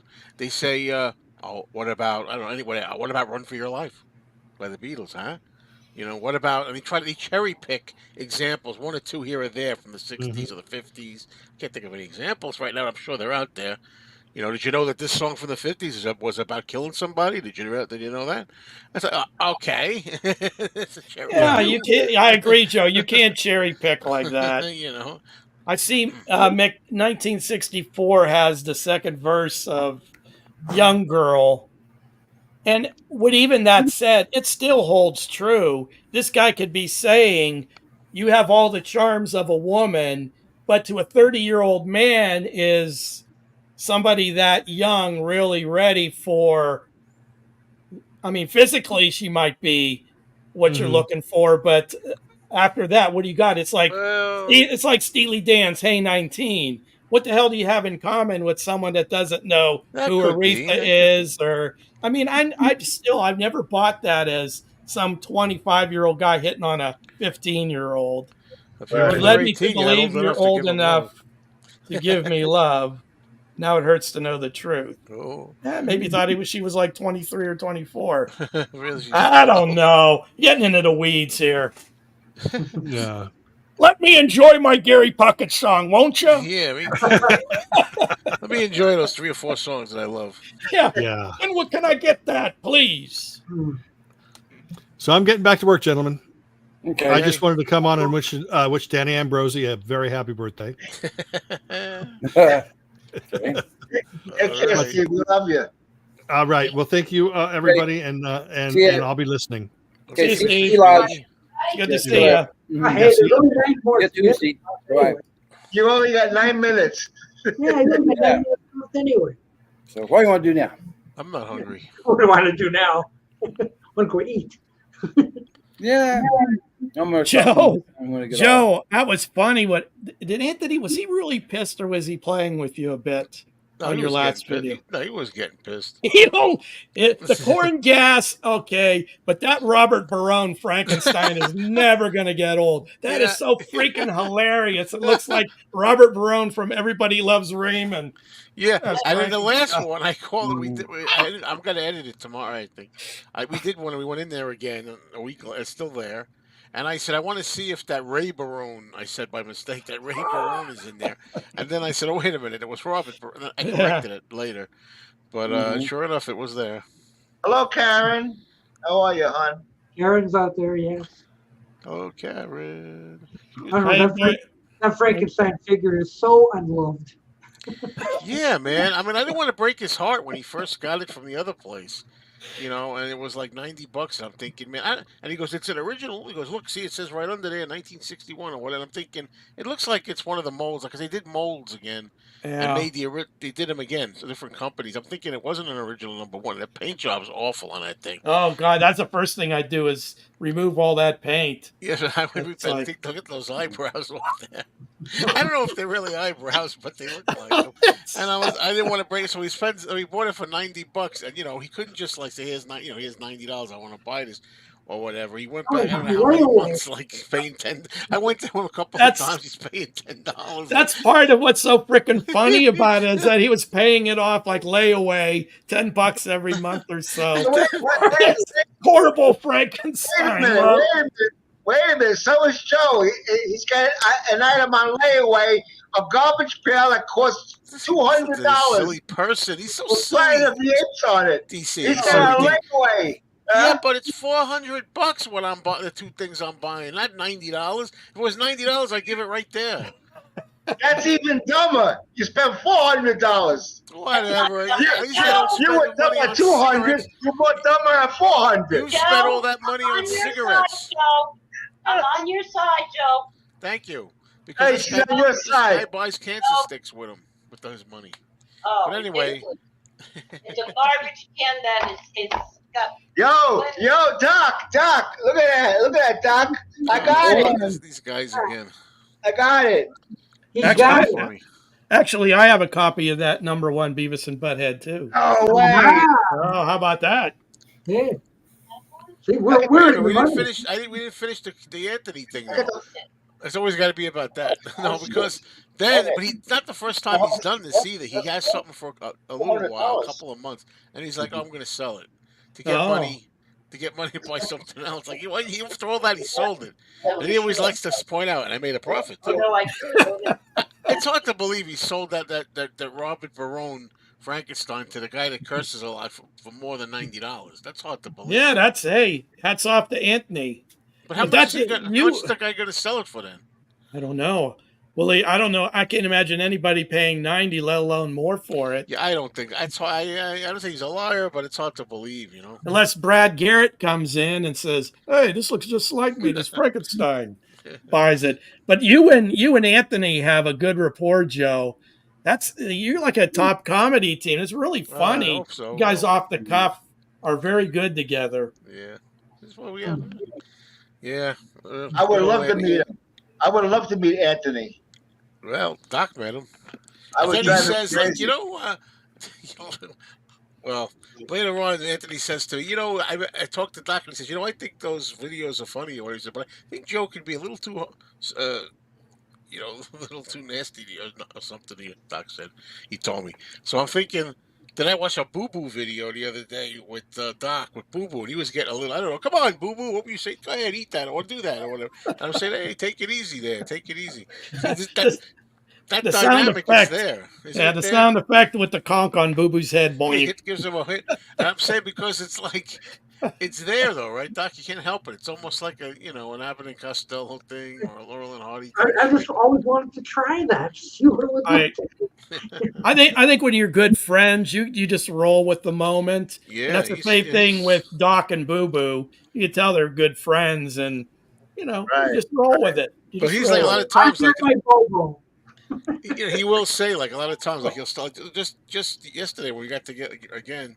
He started. I got the camera at the diner, and I got it low on the table like this, And then when he's like starting, I go like this, and he goes, "Will you come on with that? Give me a break with that. Put that camera down. God, everybody's got to see me eat." And I think last time I got a little of that. And I go, they love it. They love it. I don't know why. He goes, I don't understand it. He goes, I don't know what they like about it. I said, so he told me this. He puts one thing in his. He just always puts one thing in there. He's like one gentle thing in his mouth, very gently. And yesterday I missed it. Like I had the camera off, and he was like, he had like the egg yolk. He was like dunking his bread, but he didn't just like dip it a little bit like that. He was like mashing it. Yeah. He was grinding it into that and yolk. I said, wait a minute. And he goes, oh, come on. He goes, so you got to do it again. Like, you got one. And he's like, no, I don't want to do it again. I don't want to bother. I don't want to bother him that much. But he has fun with the videos when he sees them finished. And Joe puts the camera on his food. What does he have? A whole bottle of ketchup on his food. Yeah, well, I don't care. A whole bottle. I don't care. And a lot of times I won't show mine, like if I have something that's bad. Danny loves his ketchup. 2,000 milligrams of sugar. What's that? That's that, Robin. Danny loves his ketchup? He loves his ketchup, Joe. Yeah, that's what I figured. I never even noticed how Anthony holds a fork. Like, what? Yeah, but I do notice. That's one of my. I could make a video about that too. I used to do that. I can't. I still got my spoons here from a few mornings videos. But anyway, I gotta wash it. I know. So like I can't stand people that I used to do it. I can't even remember how you do it. Like you hold. You hold the thing, and then you cut it, and then you switch hands to eat with. I finally learned just always hold the fork with the left, cut with the right, or vice versa. I can't think what I'm doing. Hold the fork with my right hand if I'm right-handed, cut with the left hand, and then you eat it. When you cut another piece with the left hand, why change hands? I never understood that. I used to do it. Or take your knife and put it in the mashed potatoes and dunk it in the peas. Because he has a funny way. These guys, they eat like some of them. I can't do it like him. Like with his fork, he holds it. I don't know. Yeah. He's like. Well, we don't have any more time for how I go like how this. to eat at the table anyway. So my fingers like this. He goes. He's holding it with. His hand. Yeah, so we have to tell people goodbye now. Oh. 3 hours went Tune quick. in next time if you want to learn how to eat at the table. So thanks Goodbye now. everybody. Goodbye now. Yeah. Bye, everybody. That's all, folks.